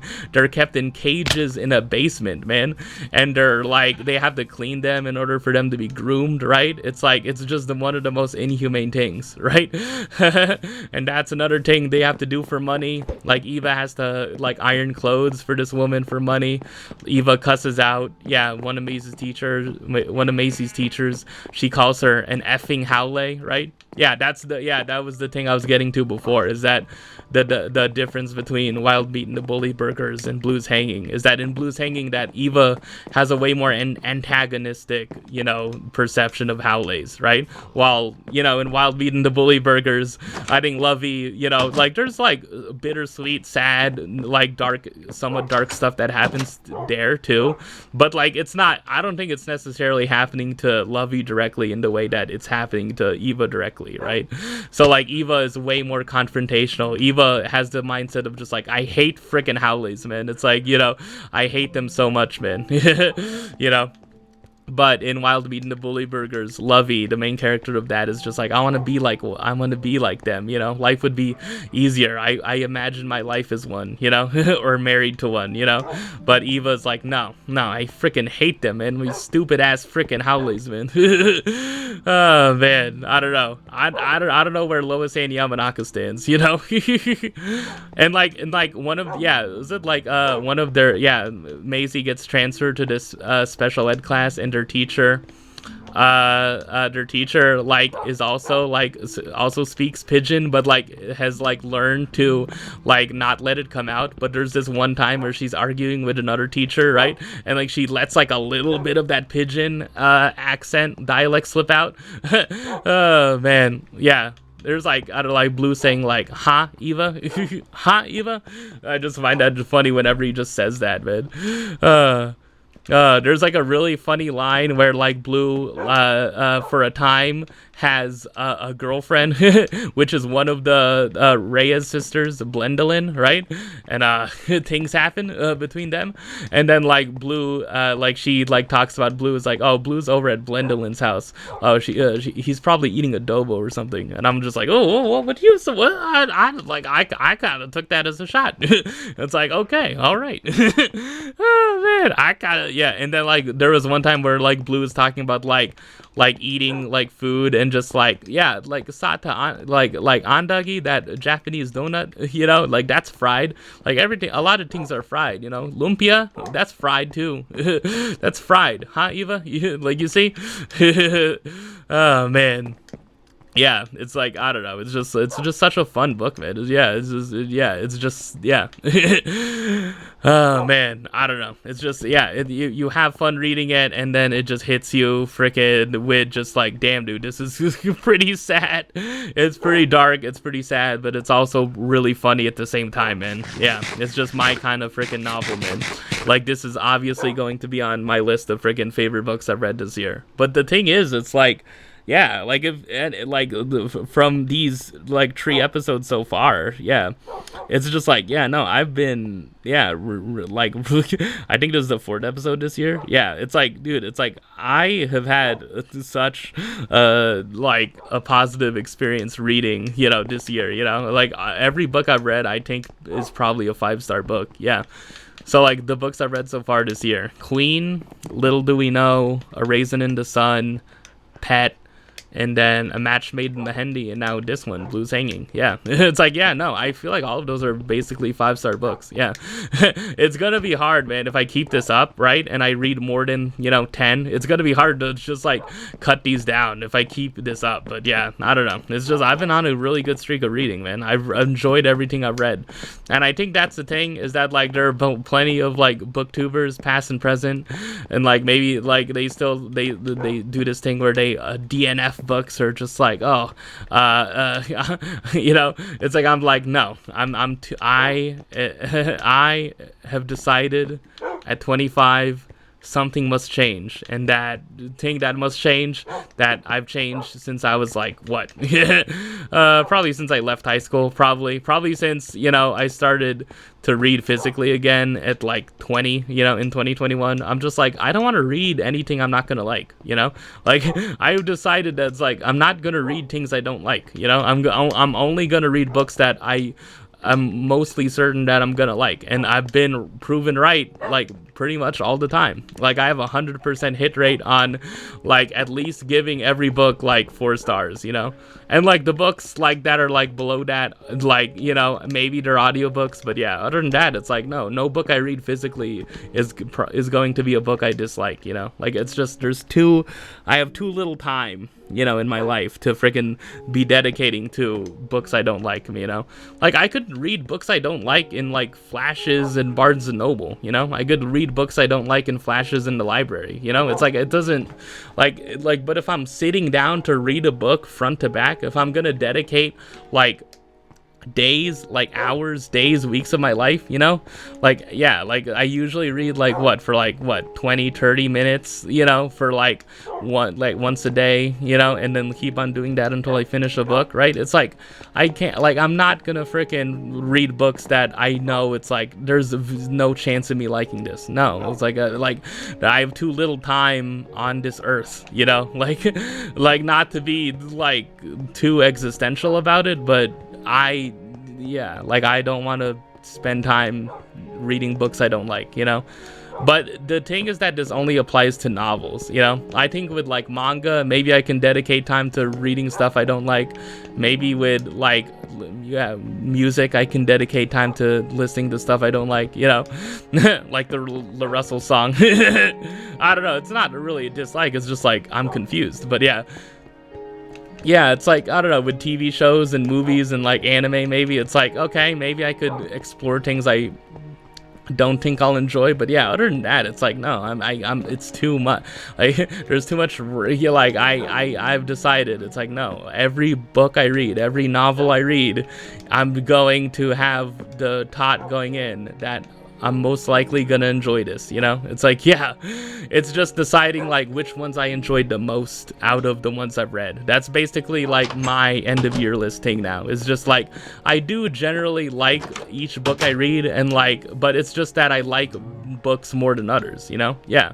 Like Caramello last year was like, it became my favorite book of all time, or shared my favorite book of all time along with The House on Mango Street, right? Like that.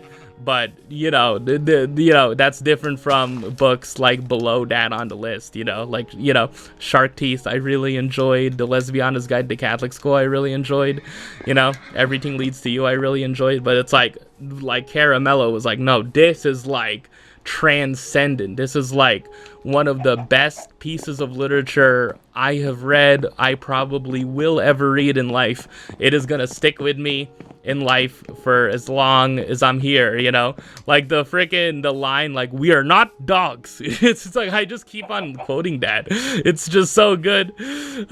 Spoiler alert, like Eleuterio just rising from the dead, literally just rising from the, like, he's in his casket and then he rises from and only half his body works. It's like, what is that? Homemade half-assed, It's like, what? Like, god damn. It's like, I could just keep on saying that, man. just like the running joke of Pine Sol, right? It's just like, what do you do when an elephant sits on your roof? Time to get a new house. Oh man, oh man, oh man. It's just so good, man. It's just so good. Like, yeah, we are not dogs. It's just a thing. It's just so funny whenever I think about it, man. Oh man, yeah. There are other yeah, I don't know. I think even from this year, you know, I think like in for blues hangings specifically, you know, yeah, you know, I think like, yeah, I think like sweet sorrow, yeah, like those are, yeah, that is just a thing that's important, you know, for the book, you know, of just like some things are sweet, some things are sorrow, but a lot of things are sweet and sorrow, you know, like they're both, you know. That's the thing. Oh man, it's like, I don't know. It's just so, I don't know. Oh man, it's just, oh god, yeah. I don't know. Yeah, that's all to say that generally everything I read, I generally enjoy. If it's a novel, you know, the novels I read, I generally enjoy, man. I'm not gonna. I am too old, even now, even if I'm not that old, even though I'm only, you know, 25. It's like, look, I don't want to waste time freaking reading stuff I'm not gonna like, you know. I'm over it, man. I'm already over it, you know. I don't know. Do I feel more like mature for that? I don't know, but it's like, it's just the thing I've decided I want to do, you know. Oh man, I guess that's blues hanging. Yeah. What's really funny is that the next book I decided to read after this is just like also a really freaking good book, man. I want to dedicate like an hour to talk about that book too, but it's like, I don't know. Oh man. I'll get to it. I think like I could just like record the next episode just like really close to this one. So yeah, I think that could probably be it. I could probably just finish. I'm somewhat close to finishing it, so yeah, I could probably just like finish that book and then talk about it, you know, along with future NBA stuff, you know.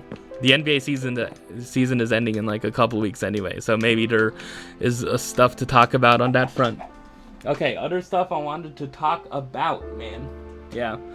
I wanted to talk about, yeah, I guess like I have been reading like a nonfiction, yeah, some nonfiction, I guess. I've been reading this book on my phone called Hip Hop and Other Things by Shea Serrano. So Shea Serrano is a writer. He wrote, yeah, I think like he was a freelance writer who wrote online for places, I would assume like Vice, you know, for those sites that don't really exist anymore in their fullest capacity, like Vice or whatever, like online. I mean, I don't know. That's the thing, like a side tangent. How does one become a freelancer? Like, how do you like write for Defader? Like, how do you like how does someone write for Defector or Defader, you know? Like, I don't know. Like, I feel like there was like an in with The Ringer where like if you were a writer for Grantland, yeah, I would assume Shea Serrano is written for Grantland too. But it's like you probably could have like there's probably crossover of writers who wrote for Grantland writing for The Ringer, but it's like, I don't know. some crossover, not all. It's not, it's yeah, like I'm thinking about it like freaking Grantland just changed names. No, they're two different things. I know that, but it's like, you know, it's just, yeah, it's different, yeah. But yeah, Shea Serrano has this book called Hip Hop and Other Things, and it's like the premise of it is that he asks a bunch of different questions about hip hop related things, and they're usually like funny, like essay type of things where he is like trying to research a question or answer a question through like a well written, thought out argument, right? And like it's a bunch of different questions. Like a funny one is what is Lauryn Hill's career field goal percentage? And like he just like lists all of like the significant moments of Lauryn Hill's career, and he comes to the realization, and he comes to the conclusion, he concludes that Lauryn Hill's career field goal percentage is like 22 out of 23 or something, or it's like 92%. And like the only time Lauryn Hill missed a field goal in her career was when she got charged for evading her taxes, or for when the IRS was like, yeah she didn't pay her taxes, I guess. It's like that's what Shea wrote, is decided is like that, like that's the thing of like, yeah. of like what's Lauryn Hill's career field goal percentage. He like goes on like, oh, like, yeah, he like has the line like made basket after freaking all the different times of like her solo album, winning however many Grammys for the Miseducation of Lauryn Hill. Yeah. Oh, speaking of which, the Oscars happened. Great, thanks. That's all I have to say about that. There's like another, the first chapter, I think, is like, where did all those stray shots Jay-Z let off land? There's an interesting one where he asks the question, like, which is the best rap album of the 2010s? Is it Good Kid, Mad City by Kendrick Lamar? Or is it My Beautiful Dark Twisted Fantasy by Kanye West? And yeah, I think those are probably two pretty good picks for like rap album of the decade. Yeah, and I think like going into it, I was clearly like, yeah, no, it's Good Kid, Mad City. But yeah, like if you think about it, yeah, there's good arguments to My Beautiful Dark Twisted Fantasy. You know, yeah. And like, yeah, there's like an interesting like a multi-part thing where he asks the question like, who gets the phone call? And like, who gets the phone call? The premise of it is like during a specific year in hip hop, like if you were to have a phone call, like if you were to call like who is like the hottest, most defining rapper of that specific time frame, right? Like who would the call go to, right? So like, you know, in the beginning of hip hop in 1979, it would be like Melly Mel, the Sugar Hill Gang. But like in like 1994, it would have been Nas or Biggie, or like in 2008, it would have been Lil Wayne, right?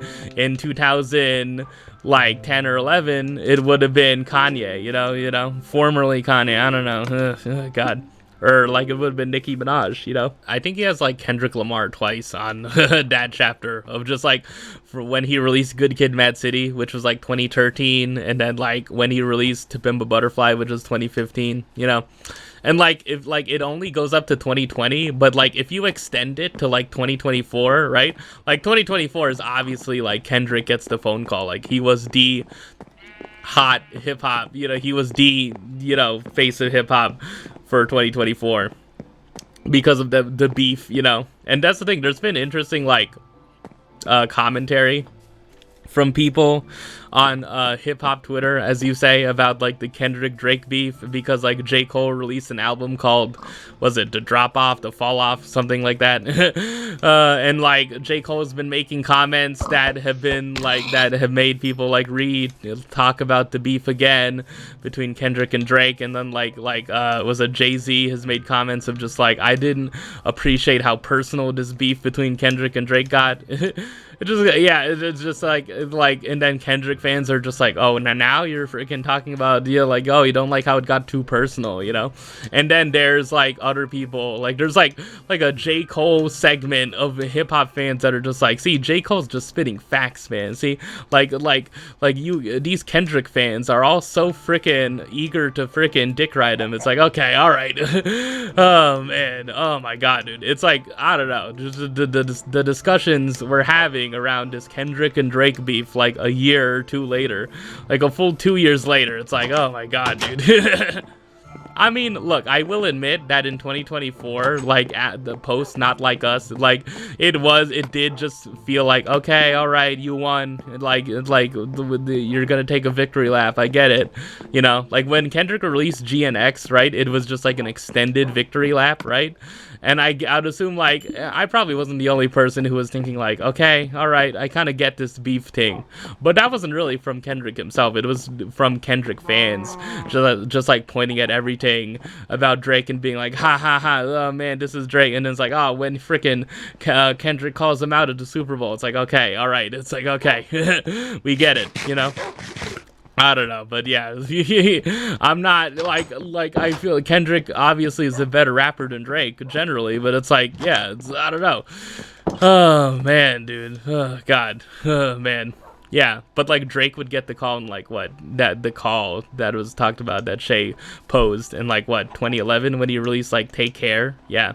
That song Headlines is a really good song. I forgot like the name of that song, but yeah, the They Know, like that freaking song. Oh man, that's a really good song. Oh man, anything else, man, I want to talk about? Yeah. Should I do a segment every episode of Philam representation in Tings? One of it was in Blues Hanging, you know? Might not have been the best representation if we're being honest, but another thing that I learned about from a video clip, a news thing, is that there's this TV show on HBO called The Pitt, and it's about like this hospital, right? And it's about the people who work in this hospital, the doctors and surgeons, right? But like one of the characters is Filipino, right? Yeah. And like there's an episode where apparently one of the doctors, the Dr. Santos in the series, sings a lullaby to a patient, or like a patient's child. I haven't seen the episode, but yeah. Like the news clip like opens with like the singing of this lullaby, but I don't think it's from the show directly. I don't know. I do not know if it's actually from the show. But yeah, it's like, yeah, the actress who plays Santos is Isa Briones. Yeah. And like there was like an interview, a little short interview she gave with like a Filipino outlet, you know, about like the story behind that scene and like this lullaby and like the story of like how it came to be. Yeah, and I just found it really interesting. It made me think like, should I be watching The Pitt, you know? Like I was trying to find that scene in the series, but yeah, I don't know. I haven't. It's somewhere in season 2. It's somewhere in season 2. So yeah, that's a really good piece of representation. That's really good. You know? Yeah, just really cool. Anything else? Oh yeah, there's this tennis player. Yeah, Alexandra Eala, right?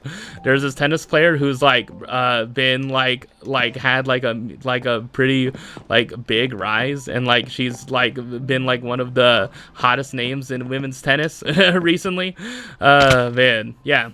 She is like, yeah, I think she's still a teenager. Yeah, I don't know. They're just for athletes, you know, just an interesting name to bring up. I haven't watched her, but yeah. Oh man. Anyways, anything else I want to talk about, man? I've been going for a while, man. Oh man. Anything else? Oh yeah, Survivor 50. Yeah, there's been plenty of there's been plenty of discussion on Survivor 50 already. Do I need to be one to add more of it? You know. I mean, I guess just to tell you, I've been a fan of Survivor 50 so far, even if the women have been under-edited. Yeah. Man, but yeah, the boots have been kind of tough, you know. Yeah, Angelina and then Mike White getting voted off, you know. But like, you know, it's been fun, man. It's been fun seeing these players where like I didn't watch these seasons live, but they're just like, it's fun seeing like returning players in general, even if you're not totally familiar, you know. I watched David versus Goliath, so I am familiar with Christian, right? Christian in episode 2 just shitting his pants. Oh man, there's this country singer, Zach Brown. Do you know him? You know, apparently one of the newer players, D, was so excited to see him. she is like a huge Zach Brown fan, man. This, you know, Cuban woman from Miami is such a big Zach Brown fan. I'm not saying that to say that she can't. It's weird for her to be a fan of Zach Brown. I'm just saying that it's interesting that she is. You know, I don't know. Like, it would be funny if friggin' Bad Bunny was there too, and she had to choose between. I don't know, but maybe. Like, I'm not trying to imply anything, but like, come on, I'm like D, this girl from Miami has not listened to Bad Bunny. I find that hard to believe. You know, that's the thing. I don't know. It's a weird thing, you know. It's like, yeah. I apologize if like I'm assuming things, but like, I don't know. As someone who's my, you know, ethnicity, it's like, what is like a thing where it's like, that's expected of you to listen to, you know, as someone who's, you know, as a Philam person, right?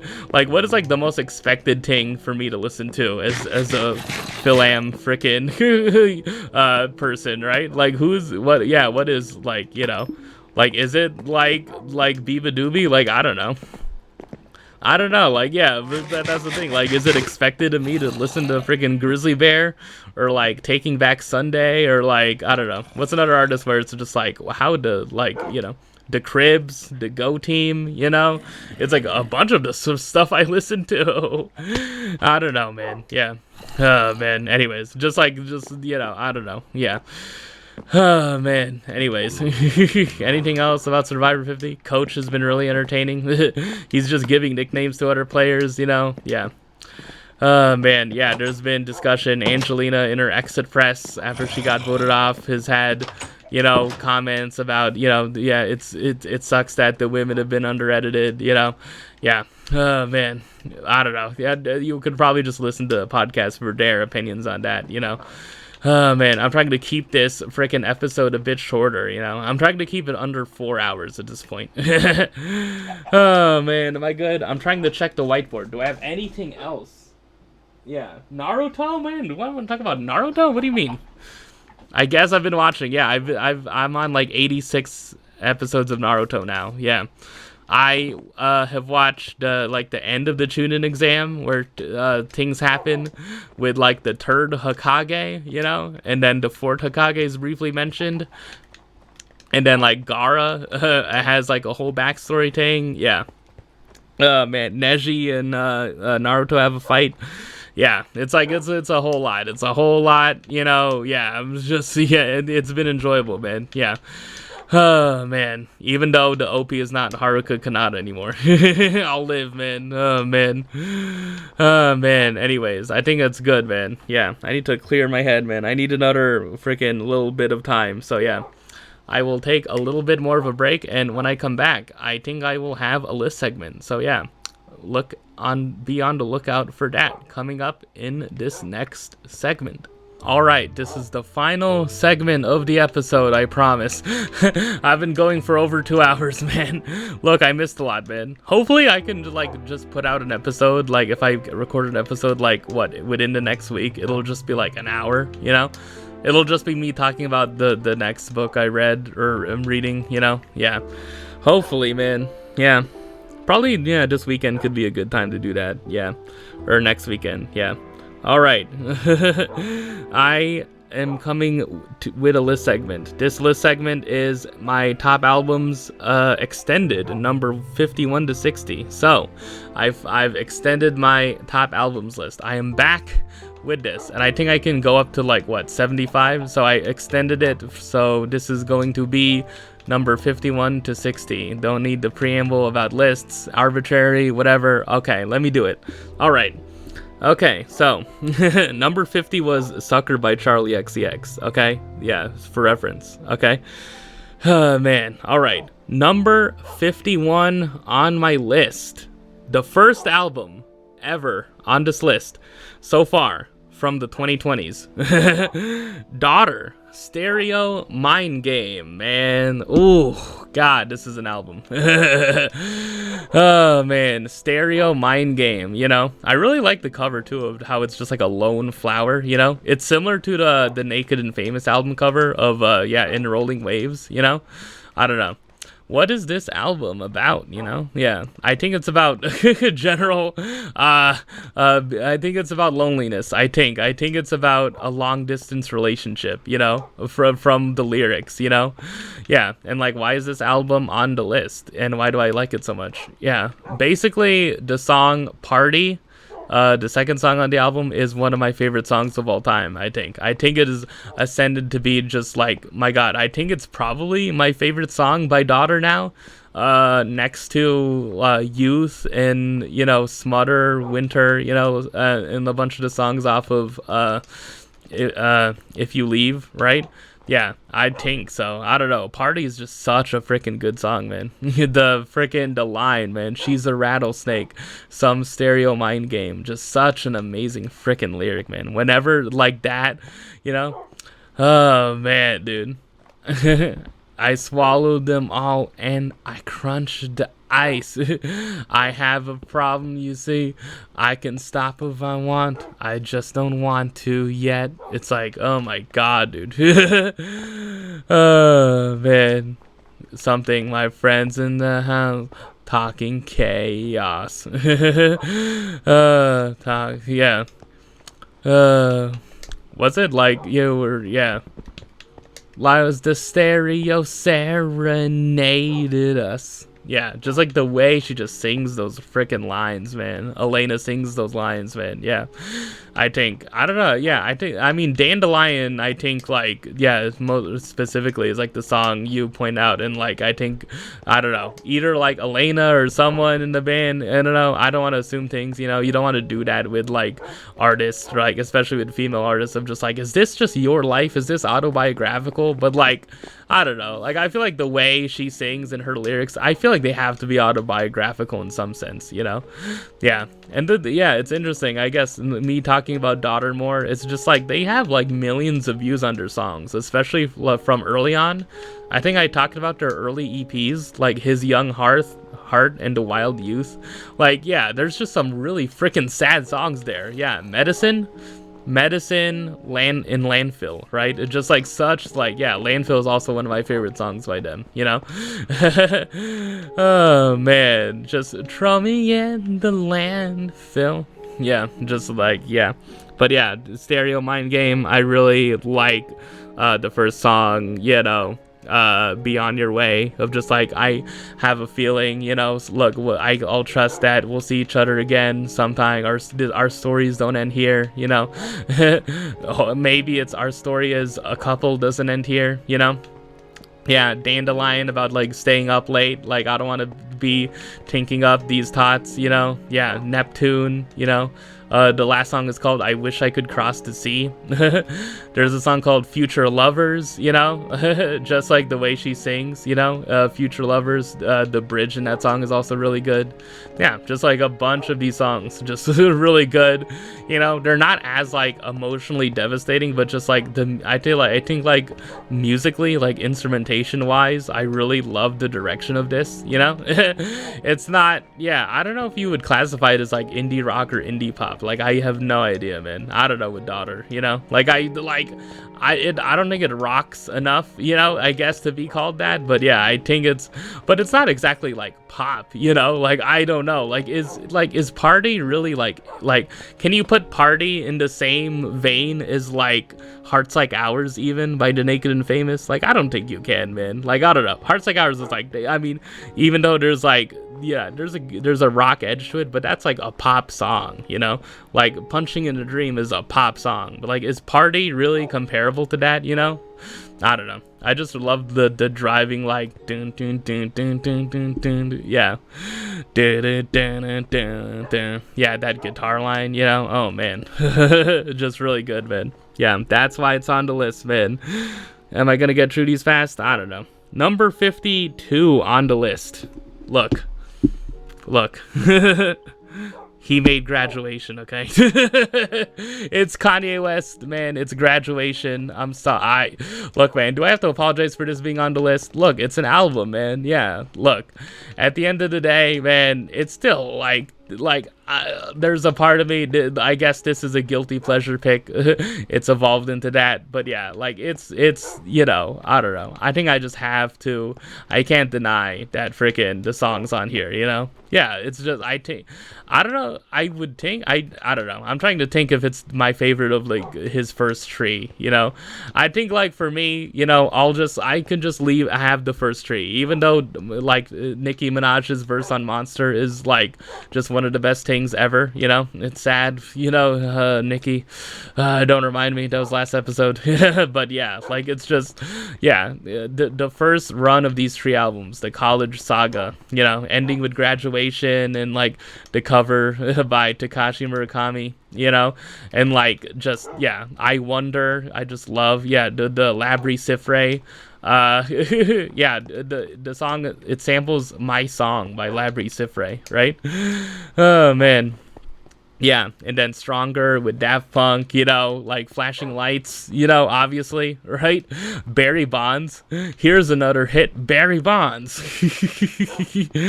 Just that, yeah. And then, yeah, like, yeah. What's the first song? Good Morning? Yeah, Good Morning. Champion samples Steely Dan. Yeah, one of the later songs on the album like features like Chris Martin from Coldplay. Yeah, the only dud on the album is Drunken Hot Girls. Yeah, which samples Can. It samples Can, that band, like, of all things. Yeah, Drunken Hot Girls I don't really care for, but I don't know. Just I feel so strongly about I Wonder, you know? I named an episode after a lyric from I Wonder too, so it's like, I don't know. I love it too much, man. I don't know. Maybe not, I'm not over the moon for it, you know? It's not within my top 50, but yeah. I think like around here is like a decent spot to put it, right? Yeah, it's like I don't know. I think it's just like when I think about those songs in particular, when I think about I Wonder and Flashing Lights, I feel like they do a lot of heavy lifting. But like, yes, there's also, yeah, I think it's all around it's a pretty strong album other than Drunken Hot Girls, you know? Yeah, and Can't Tell Me Nothing's also pretty good. Yeah. Oh, man. Okay. Yeah. Moving on, man. Moving on. He made Graduation, okay? He made Graduation. Number 53. And I think this is going to be a theme. This is a run of bands from a certain country. So, yeah. Okay. Number 53 on the list, Wolf Parade, Apologies to the Queen Mary. This came out in 2005, an amazing year for indie rock and indie music in general. What are some songs I love from this album?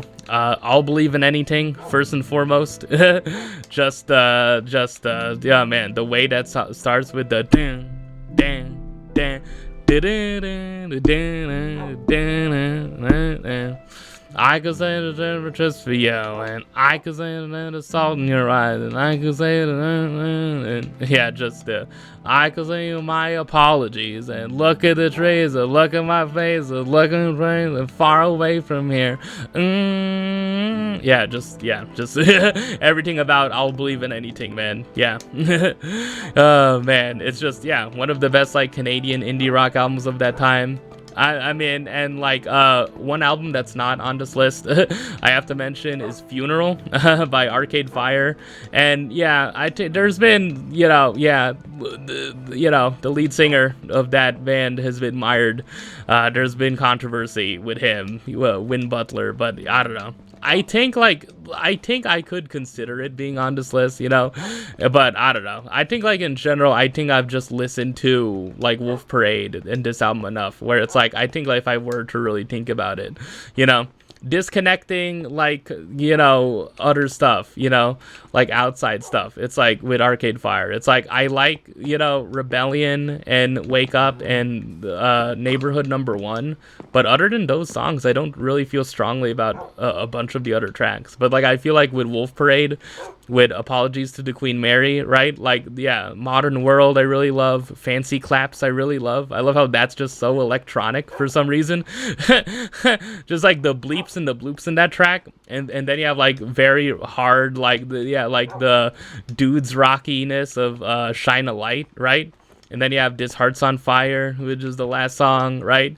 Yeah, I think like I just have like strong songs I feel most strongly about, you know. And if I were to choose, but I think it is like even outside of, you know, controversy or whatever, you know, I think like Apologies to the Queen Mary I would have here, and I feel like it's a stronger album than Funeral, even though like, you know, Rebellion is a really good song. Okay, look, I can't deny that, and like, you know, A Neighborhood Number One, you know, is a really great opener. But yeah, man, that's basically, you know, I guess to compare Canadian bands. Yeah, and this is, I think, the first Canadian band I've had.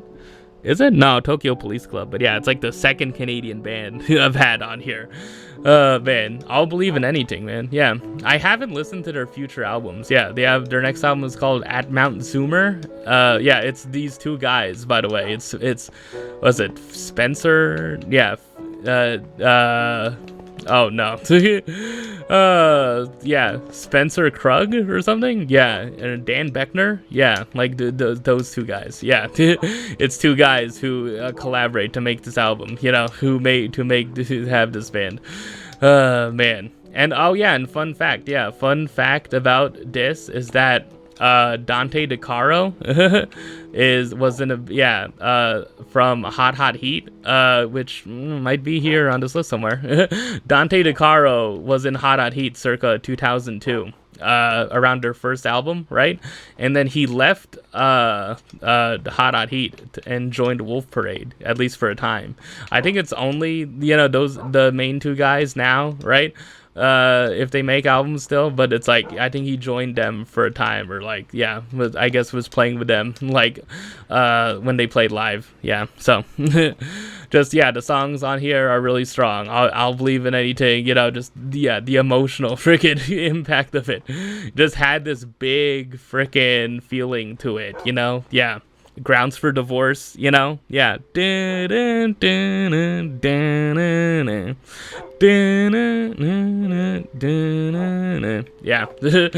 Yeah. Yeah, all the songs on it, yeah. Yeah, a lot more of the songs on it, I don't listen to every song, front to back, but yeah, the ones that hit really do hit, which is, I guess, basically at this point, is good enough to make it on the list. Oh, man. All right. Number 54. Again, another Canadian band. Broken Social Scene, which I talked about previously. You Forgot It in People. This is the album with Anthems for a 17-year-old Girl on it. Yeah. It's like, used to be one of the rotten ones, and I liked you for that. Oh, man. Yeah. Used to be one of the rotten ones. Yeah, something. Yeah. Stop that car. Drop that phone. Sit on the floor. Think about me. Something like that. Oh, my God. I probably got it wrong. It's like... Think about me. It's like one thing, to think about me, or dream about me, something like that. Okay, I don't know. Oh man, it's Anthems for a 17-year-old Girl, but I feel like they wrote it could be like anthems for like some person who thinks they're the protagonist of a coming of age film. It's like, yes, okay, thanks. Oh man. Man, I think like comparing them to like another kind of band, I think like, I don't know, I think about the band like Group Love, and I don't know if they're Canadian or not, but like I feel like Group Love is just like Broken Social Scene, but just like the way poppier version of it, even though they're not like a collective, even though there's a lot less people in that band, right? But like Group Love really is kind of just like the way poppier version of Broken Social Scene, if you really think about it, right? Just like tongue-tied, like there's like a gap between like those songs, but but like it kind of like has somewhat of that same feeling. Yeah. Other songs I really like on You Forgot It in People. Casey Accidental. Yeah, that's the first song. No, I really like Almost Crimes. Yeah, Almost Crimes, the Radio Kills remix. Cause equals time. Everyone wants to F the cause. Oh man, Pacific Team looks just like the sun with like the claps, man.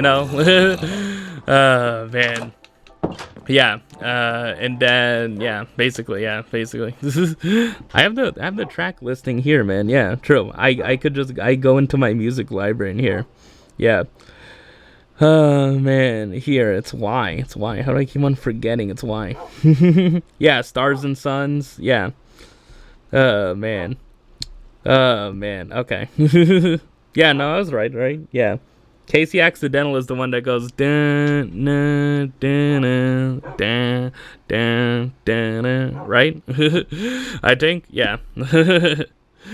Oh man, did I say enough about it? Okay, yeah. Again, everything I said about Broken Social Scene before, they just make this like big sounding emotive music, that like tries to fill you with as much optimism as possible, even though like the world around you might not be feeling that way. Yeah. It's like they're trying to do a noble thing, man. I feel like they're like a band and they have a mission statement with their music, where like other bands might not have a mission statement, of just like, we want to make music that makes you feel this certain way. We want to make the type of music that gives you hope, Yeah. I think they want to inspire optimism and like hopefulness in their music, and it really shows true, a bunch of their songs, Oh man. All right. Number 55. Yeah. Another one from the 2020s. Yeah. Oh man, Vampire Weekend. Only God Was Above Us. Oh god, yeah. I think this was my favorite album I listened to in 2024, and I didn't even listen to it front to back, you know. I listened to most of the songs. I listened to like 8 out of 10, you know.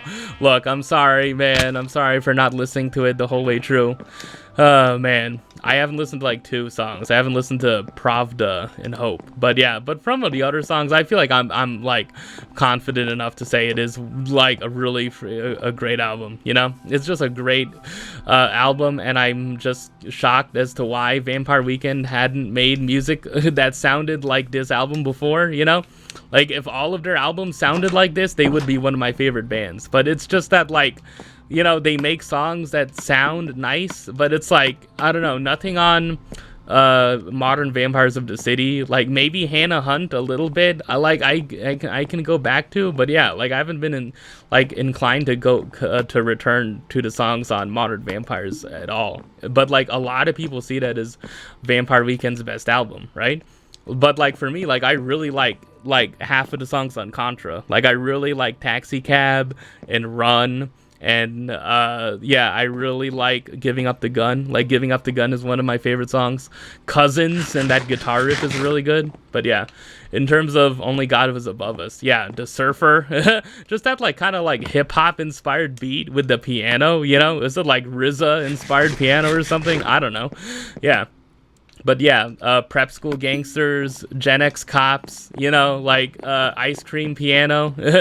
Yeah, just like really just like the arrangement. Yeah, it's just really nicely sounding freaking music, you know? I just love how the instrumentations, it sounds like very prim and like kind of like fancy, but also like it kind of rocks enough, you know? Like to make it not feel like it's only that, you know? Yeah, but I don't know. I feel like Vampire Weekend's music, like previous this album, was just like way too breezy and light for my taste, you know. But like, there's just a lot going on, you know. Yeah, like on Mary Boone, you know. I love the frickin' like the breakdown, whatever, like the instrumental bits between the verses, you know. Like those are just so freaking good, man. Yeah. Oh man, yeah. I just really like the instruments, man. Yeah. It just sounds so nice, man. Yeah. Yeah, and just like how it like evokes these images of like early 20th century New York City, you know, of just like yeah. Oh man, it's just really nice, man. Capricorn, right? The year that you were born, something. Capricorn, the year that you were born, something like that, something. Just that piano that comes in that song, man. Yeah, the piano is on. Every piano bit on this album is just so freaking good, man. Yeah. Ezra Koenig does have like a nicely sweet voice, you know. Yeah, it's never really aggressive, really. Man. But yeah, I don't know. Yeah, with their first album, I like A-Punk and Campus a good bit. But yeah, I don't really feel too strongly about any of their other songs. But it's just like with this album is like the perfect like combination of like all of the songs have just so much going on with them instrumentally, right? It's not only just like a simple like acoustic kind of or like piano bit only, right? It's like there's a lot freaking going on. There's like the guitar and the piano and freaking the vocals all just come together in a way where like I just don't feel strongly on any of the songs on Modern Vampires, you know. Like it's to me it just sounds like night and day, you know, in terms of just like how Modern Vampires sound and how this album sounds. Like I just want every Vampire Weekend album to sound like this, or just more albums to sound like this in general, right? Yeah. Man, anyways, that's basically it. Number 56. Ooh, a good one. Los Campesinos. Hold on now, youngster. I feel like this should have been an album that could be, well, this could be an album that I have like higher, you know, within the top 50, but I don't know. It's like, do I feel a little bad that I've supplanted this in favor of landfill indie albums, you know, like the Wombats and the Kooks? Maybe, but like I think actually, like if I were to think about it, I just like the songs on those albums more, you know, even though like pretty much every song on this album is a banger, you know. Yeah, like the big one, the centerpiece of the album, You Me Dancing, right? It's you It's me. And it's dancing. One of the best first lines in frickin' music ever. Like, was it like my year enlist? You said, send me stationery to make me horny. It's like, what? What? Whoever taught of frickin' lyrics like that, man? Like, send me stationery to make me horny? It's like, oh, man. It's like, yeah, you can tell that they were frickin' like, you know, like teenagers or like around like 18, 19, 20 making this shit, man. But yeah, well, if you like hear, yeah, like if you follow Los Campesinos and like Gareth, the lead singer's the voice, right? Like he just sounds so young here. But yeah, like if you go to their future albums, like Hello Sadness and then No Blues especially, right? Like his voice like gets deeper, but like it's weird with his like voice here, man. I don't know. It is very, he does sound very freaking young and like kind of like, you know, like way more nerdy, you know. Yeah, my favorite songs on the album, my year in lists, how it counts to like that part where like one of the female singers is like 5 5 5 5 just like when they get to 5. Oh man, my year in lists. Yeah. Just like all the song titles, like we became accelerated readers who never leave the house. Just like yeah, it's just an album that you can just shout along the lyrics to, you know. Oh man, yeah. Don't tell me to do the math, you know. Yeah, broken heartbeats sound like break beats, you know. Just like I think like the second song on the album, yeah. Yeah. Should I just play it, man? Yeah, I should just like play it, man. Like how aggressive this is, man. Let me see. Let me just play it since I now have my freaking music library just so close by. Yeah, I think it's here. Let me see. Loud enough, right? Hopefully it won't get copyrighted. Let me see.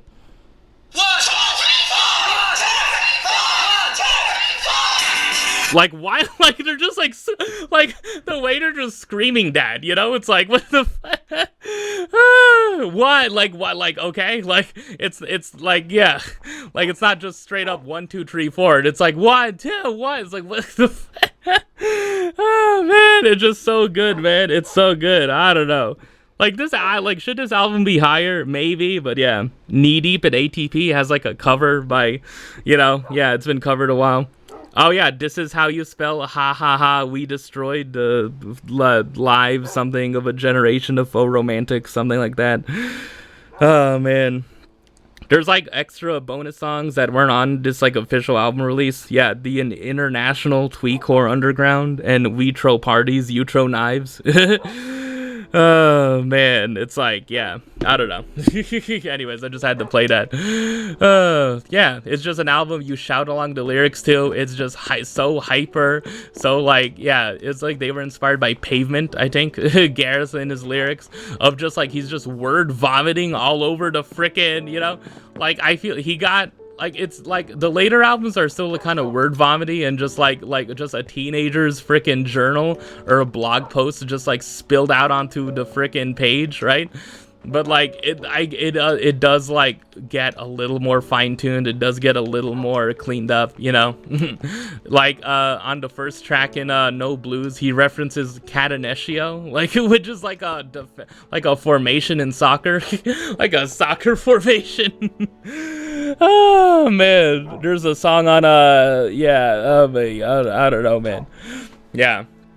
Avocado Baby, yeah, I guess it's just, I use this as an excuse to talk about the band and their other albums in general.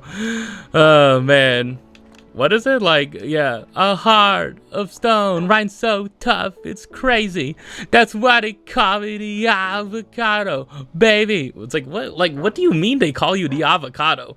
It's like, Gareth, have people called you the avocado? like I really like that song, you know. It's just so good. Yeah, it's like the bounce between the male and the female vocalists, right? It's just like, yeah, I really love bands like that, you know. See The Naked and Famous also. It's just so chaotic. Yeah, their earlier albums were just so much more chaotic, you know. Man, they have an album in between their second and their like fourth, yeah, called Romance is Boring. I haven't gotten to that, you know. That's the album before Hello Sadness, but after, oh god, We Are Beautiful, We Are Doomed, right? It's like, oh man, yeah. I think it's like there's also another lyric in like We Are Beautiful, We Are Doomed, like we're caught up in the effing, but we have no effing future. It's like something like that. Oh man, yeah. But like, was Gareth ever called the avocado, or is that just like a line he came up with? I don't know. Like a heart of stone, rind so tough it's crazy. That's why they call me the avocado baby. It's like what? No, that's why they call me the avocado, comma, baby. They call me the avocado because it's like, okay, I guess. I mean, an avocado does have a have a rind that's so tough. Yes, I know, but it's like, I don't know. Like the song title is based on such like a very faulty, loose metaphor, man. It's like it doesn't necessarily fit when you think. The more and more I think about it, but it's like, yeah, but it's so melodic it doesn't even matter, man. That's the thing about Los Campesinos, is that they're just fun, man. Yeah. And it's interesting to think about them in the larger like UK music scene because they are from the UK, right? It's like like there's like Arctic Monkeys, there's Block Party, there's Franz Ferdinand, and then there's them, you know? Yeah. I think like Ian Cohen like said like that their Twitter page for a while, or maybe it still does say this, but like they say like their Twitter page said like the UK's first and only emo band, right? It's like they're emo, man. Like they're American, you know? Like spiritually they're American, spiritually they're an emo band, you know? They should be making like Midwest emo freaking stuff. They should be making like the twinkly friggin' Midwest emo stuff, but they're just somehow in the UK. Like I don't know. Like, in terms of lyrically, musically, and vocally, it's like, yeah, no, they fit the frickin' bill of being emo.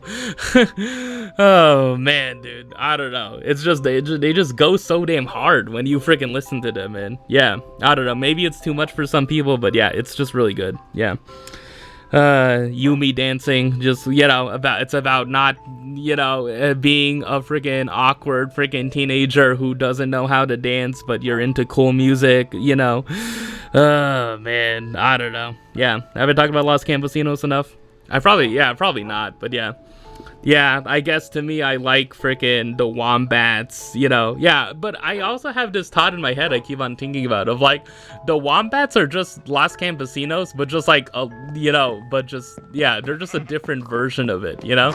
It's like, because the Wombats, yeah, especially Love, Loss, and Desperation, A Guide to Love, Loss, and Desperation, like they write songs about being awkward as like a teenager, young adult, and being awkward around girls, and like not understanding women too. But it's like, yeah, it manifests in songs like, you know, School Uniforms and Kill the Director, right? But like for Los Campesinos, it you know, they have lyrics like freaking send me stationery to make me horny, you know? I guess it's cool that they were originally a 7-piece and they had like a violinist in the band, you know, they had, you know, 7 people, a guitarist, bassist, keyboard player, violinist, whatever. It's like, it's cool that they're different like that, and they have male and female members, you know? Yeah. Like, I don't know, like, Black Country New Road is, like, a band that, like, somewhat evokes that, you know, of having male and female members, right? And just, like, being this somewhat, like, quintet, sextet, you know, septet of, like, members. But, yeah, I don't know. That's a lot of Los Campesinos. Those are a bunch of my tots. Oh, man. Okay, number 57. Yeah, moving across the pond, back across the pond again. Sleater Kinney, The Woods. Why is this album on the list? One song, Modern Girl. More than one song, but namely Modern Girl, man. Yeah. Have I shared the story about how I discovered Modern Girl by Sleater Kinney? I had the album for a bit. I downloaded the album, right? Because I heard about Sleater Kinney and like how, you know, good of a band they were, right? So I downloaded The Woods, right? And like, but that was in 2021. And then in July through August of 2021, I was reading this book called The Disenchantments by Nina LaCour. You might have heard of her. Yeah, and like in that book, it's about like this group. Like yeah, this guy Colby. He's driving like this girl band across like California from San Francisco to Redding, all the way to like Northern California to Oregon to Washington, right? And like they like have tour stops along the way, but like they're a really bad band, and no one really listens to them, but they're just doing it anyway because it's the summer before they start college, and like him and his childhood best friend, you know, his childhood best friend are like going off to separate places, you know, yeah, something like that. But like one of the songs that gets mentioned in this book is Modern Girl by Sleater Kinney. Yeah, and just like, you know, yeah, my whole life looked like the picture of a sunny day. I took my money and bought a donut. The hole's the size of this entire world. My whole life looked like the picture of a sunny day. Yeah. It's yeah, and that's the thing is that, you know, when it has this deeper friggin' meaning about just like how, you know, how vain, you know, how vain and empty freaking like a modern woman's life is, of just like, it's just bound, you're just bound by consumerism and entertainment, right? It's like you watch TV, you get told to freaking buy a donut, you know, something like that. It's just like you you become like, yeah, there's nothing deeper than that. It's just like women, the modern version of women that, you know, America or society wants, you know, is just like people who just like watch TV and consume and do nothing else, and like have nothing to say and have nothing to really like speak up about, I guess. If I were to really add my interpretation off of the interpretations I've read and heard, you know. But yeah, like Jumpers is the song like right before it or right after it, right? And it's like the only, yeah, it's like kind of like there's a Pitchfork thing I think I read where it's like it has a line of like the only, yeah, it's interesting how those two songs are placed like adjacent to each other, where it's like in one song like it's about women who are like pushed to the brink of suicide, right? Or they fantasize about jumping off a bridge, right? And then in the next song they're just like, they're so, you know, they're like kind of sedated by television, you know, and just a donut, I guess, you know. They're sedated by consumerism, right? It's like that's the only way you can exist as a woman. You can either be suicidal or you can just be, you know, vapid and just only, you know, and be influenced by, you know, capitalism, you know, basically. Man, yeah. But it just has such like a run. Yeah, I guess I have to look at the woods here on my music app, you know? Oh, man, come on. Why? Yeah, here you go. Yeah, like Jumpers, Modern Girl, Entertain, and Roller Coaster, man. Like such like an amazing run of songs, you know? Yeah. And then there's also Let's Call It Love, which is 11 minutes, you know? Yeah, it just goes so freaking hard, man.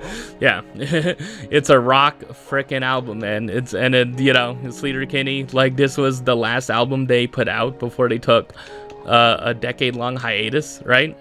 And they talk about that in the Disenchantments of like they go to there's a passage where the main character talks about seeing Sleater Kinney and like there's like a line where it's like it was rumored that they were going to take a hiatus, you know? Yeah, because that book came out in 2012 and Sleater Kinney released The Woods in 2005, right? Yeah. Yeah, again, 2005, a really good year for music. Yeah, I guess another thing I really like, freaking Entertain and Roller Coaster, you know, I think those are the songs I come back to, other than Modern Girl the most, you know, and also Jumpers. But yeah, like the part in Jumpers I really like is that like there's a bit before, yeah, where like, yeah, I think it's like Corinne is the singer, right? Yeah, Corinne Tucker, Carrie Brownstein, and Janet Weiss. Yeah, Janet Weiss is the drummer, and then Carrie Brownstein, and then Corinne Tucker are like the singers, right? And guitarists, right? So like there's a really good bit where like where it goes like, you're not the only one, let's go. Like just the way she sings let's go on that last bit, before that, just so good, man. Just really freaking good. Oh man. All right, I'm making progress, right? Yeah, I'm almost done. All right. Okay, I have this. Number 58 on the list, The Naked and Famous, Simple Forms. Oh man, all three Naked and, well, there's 4. I think there's at least like 4 or 5 Naked and Famous albums, but this is The Naked and Famous's 3rd album. It came out in 2016, which is a decade ago. Could you believe that? Oh man. Why? Oh my god. I'm just spending so much time on this.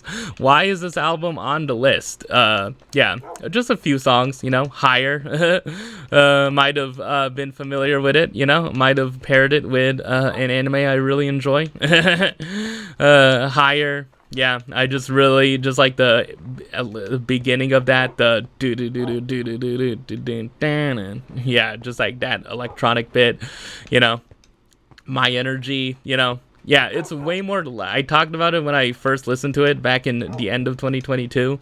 It's much more like purely electronic than their first 2 albums, But it's still like there's still like moments where you get reminded that they are still like a band, It's like a band playing, electro pop infused music, but the electronic element is just stronger than it was on their first 2 albums, But it's still really freaking good, man. Yeah, like most of the songs are like really good. I think the only ones I'm not that into are Losing Our Control and Rotten, those the last track, But yeah, even like Backslide. I don't know. I don't listen to Backslide as much, but like just who's to say that you won't find love again? Who's to say that you won't find love if you cut off my hands and only something like that. I really like that bit when Alyssa sings that. Oh man. Yeah, just like how, again, like how Alyssa and Tom just work off each other, Just like the Runners, one of the last one in the latter half of the album, when Alyssa's like, stay in the rain, in the rain. Hopefully I'm singing better, man. I'm so familiar with it. I don't know. I think with Los Campesinos I did well, at least, right? Oh man. Yeah, My Energy, if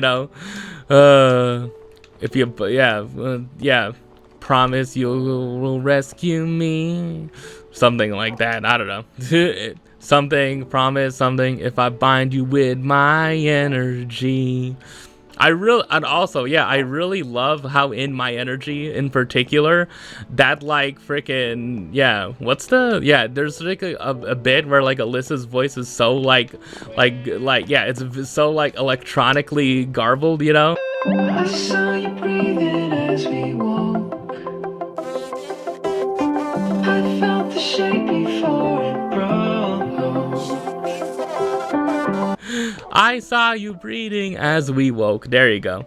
Breathing as we woke. And like there's like a bit where it's like that part that Alyssa sings is like so electronic and so like kind of like glitched out. It's like like it's just so I don't know. I just love that part in particular. Like in terms of the production, Oh man, yeah.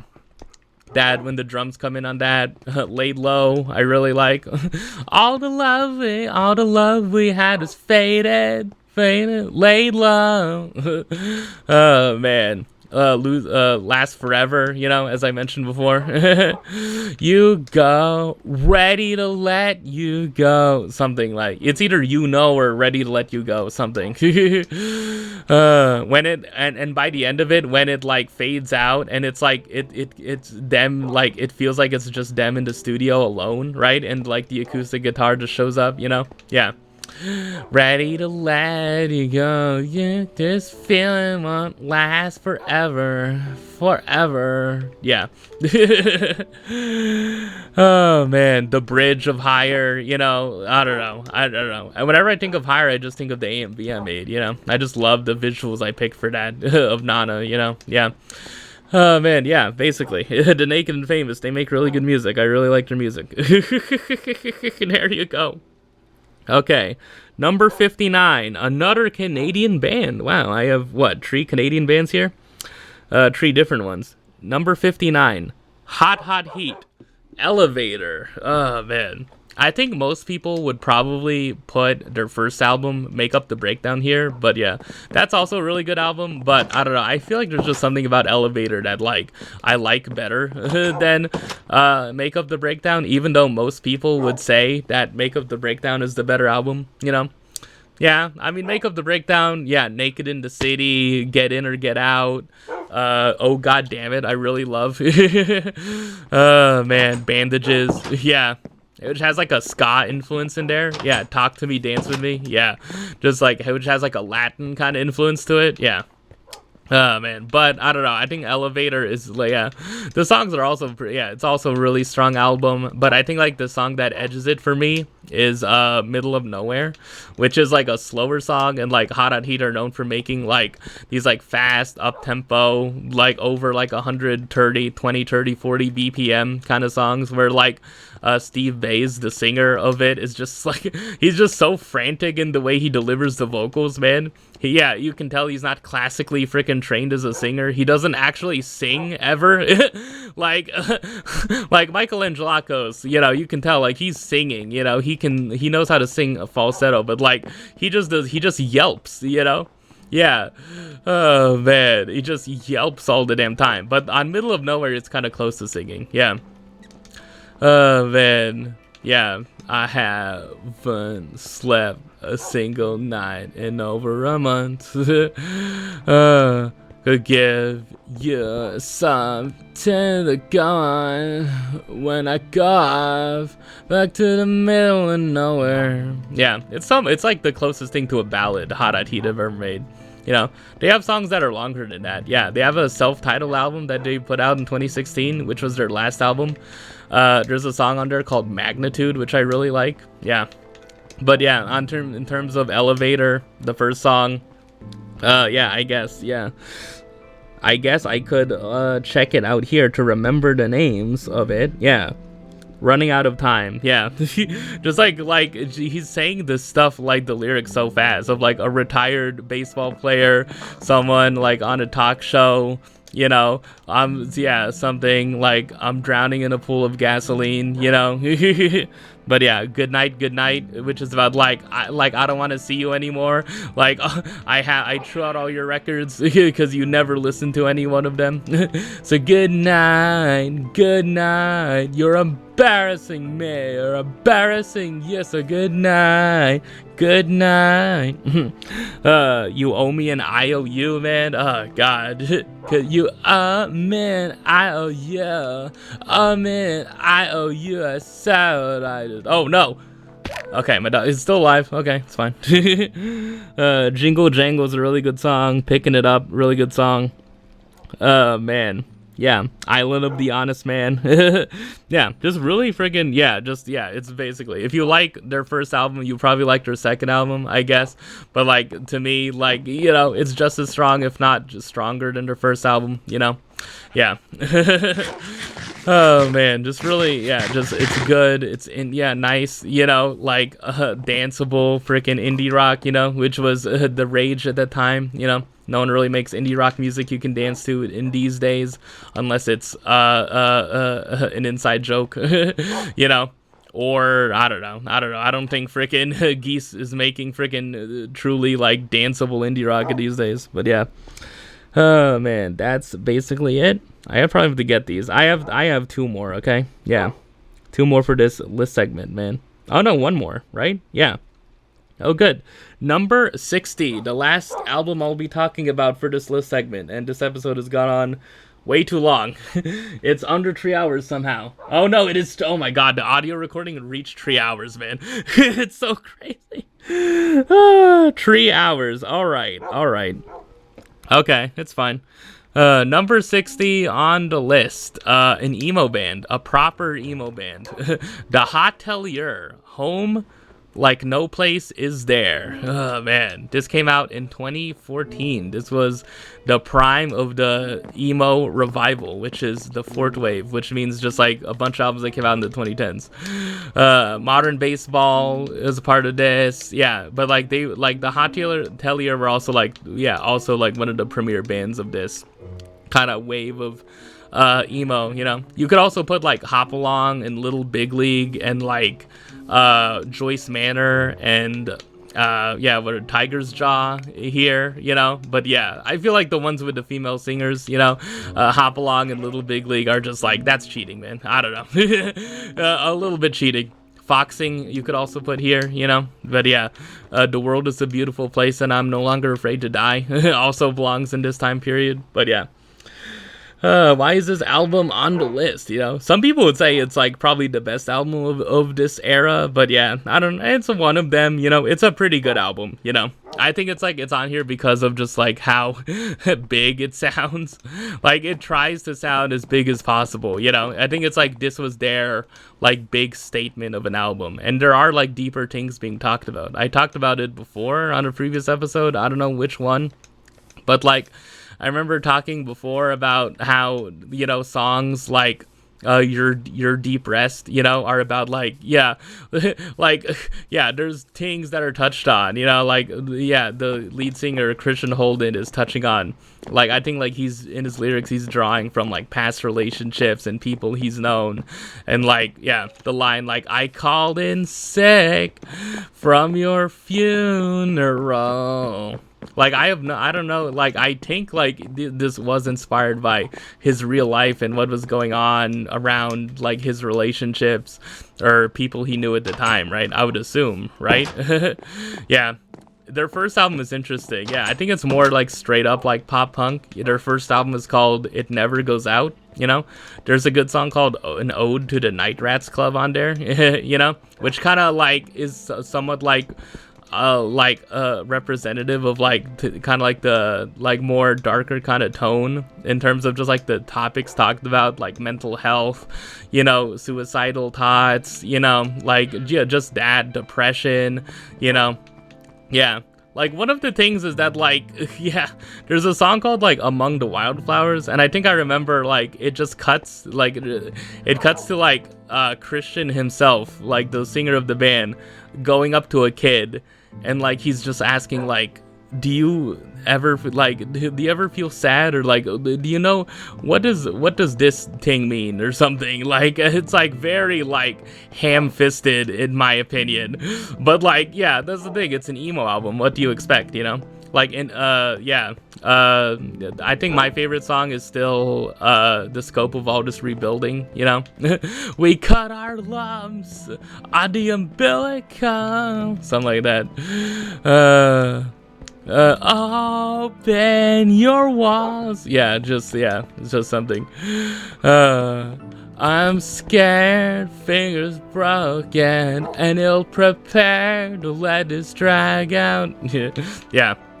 Oh man, other songs on the album I really like, yeah, Discomfort Revisited. Yeah. Oh man, there's a song called Housebroken on the album. Yeah. Housebroken, yeah, which is, you know, a very clunky metaphor, you know. It's written from, it's supposed to be from the perspective of a dog, but and like there's like a deeper kind of message to it about, you know, yeah, there's like a whole thing about like class issues too on this album, you know, like on the very last song, Dendron, which I really liked, I think was like the deciding factor on me putting this album on my list, right? Like Dendron, I really enjoyed when I listened to it, which was like what, two and a half weeks ago, but it's just like he references like Capital by Karl Marx, and like he references something like Capital teaches us something, you know.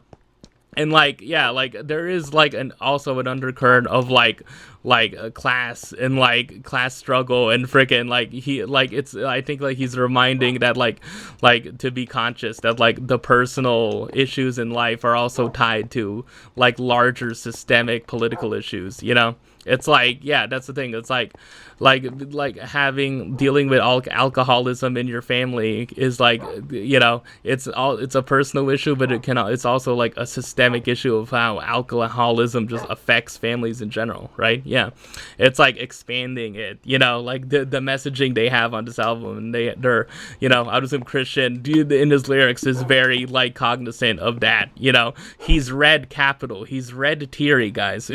I took a social theory class, but he's red teary. Oh man, there's also a song called Life in Drag, which I think deals with like gender identity. Yeah. Yeah, it's like, I don't know, it's like there's a bunch of interesting like songs and topics that like I haven't fully freaking like, you know, like thought of, you know. But yeah, it's just the things that like have come to me that like I've read about, you know, reading reviews and like people talk about it, you know. That, you know, those are the things that like, you know, inspired a bunch of the lyrics on this album, on a bunch of the songs. But yeah, at the end of the day, it's just a really, yeah, I think I just like the freaking rock punk songs enough. They're melodic enough and they're freaking big. I like the shouty lyrics enough to put this on the list, you know. Yeah, and I feel like this album could grow on me over time, you know, even though I first listened to it like, what, 2021? Yeah. You're Depressed is like, you know, yeah, In Framing too, also really good. But yeah, You're Depressed, you know, just the way that song progresses, you know, really good. Oh man. Anyways, I think that's basically it for this episode. I've spent over 3 hours on this episode to make up for the fact that I have not uploaded. Oh man, I'm good, man. Yeah, that was a list segment, the return of that. Oh man, I'm good, man. I think I'm ready to tap out, man. I need to be in a deep rest, man. Please. Oh god. Also, your deep rest, you're depressed, your deep rest, you're depressed. You get it? It's just like a lot of the things are just like get it. It's like, I don't know. Yeah. That could be a demerit to the album, but like, I don't know. I think it's just like a part of emo is just being open and honest and being directly like this is what we're feeling, you know. And just like, and that's the thing, it's easy to just be like, oh my god, dude, like, yeah, like it's like you're just whining about how you feel sad all the time. It's like, yeah, that's the thing, like why not have a deeper freaking reading on that and be like, look, you're talking about real issues of mental health, you know, like this is like a thing that we should listen to, you know. Maybe we should, you know, listen to people who, you know, talk about this stuff and not call them, you know, whiny and freaking, you know, maybe. But there, not to say that there isn't just whiny music for the sake of being whiny, but I don't know, man. I don't know. I like whiny vocalists. That's the thing. You know, hot on heat, you know? Oh, man. Anyways, that's basically it for this episode. You know, I guess hopefully the things I talked about makes you think, you know. Yeah, Housebroken has a deeper, you know, message behind it, even though, like, you listen to it and it's just like, he's just singing about a dog. Oh, man, it's about more than just a dog, okay? You know, it's just, yeah, it is a very clunky metaphor, but, you know, it's trying to get at a deeper thing, you know? Like, that's the thing. Oh, man, I don't know. Anyways, that's basically it for this episode. I talked about a lot. I'll talk about more stuff later on. Oh god, thanks for watching this episode and all. Hopefully not 3 hours of it. Yeah, please just skip around, please. Thank you so much for watching this episode, and see you on the next one.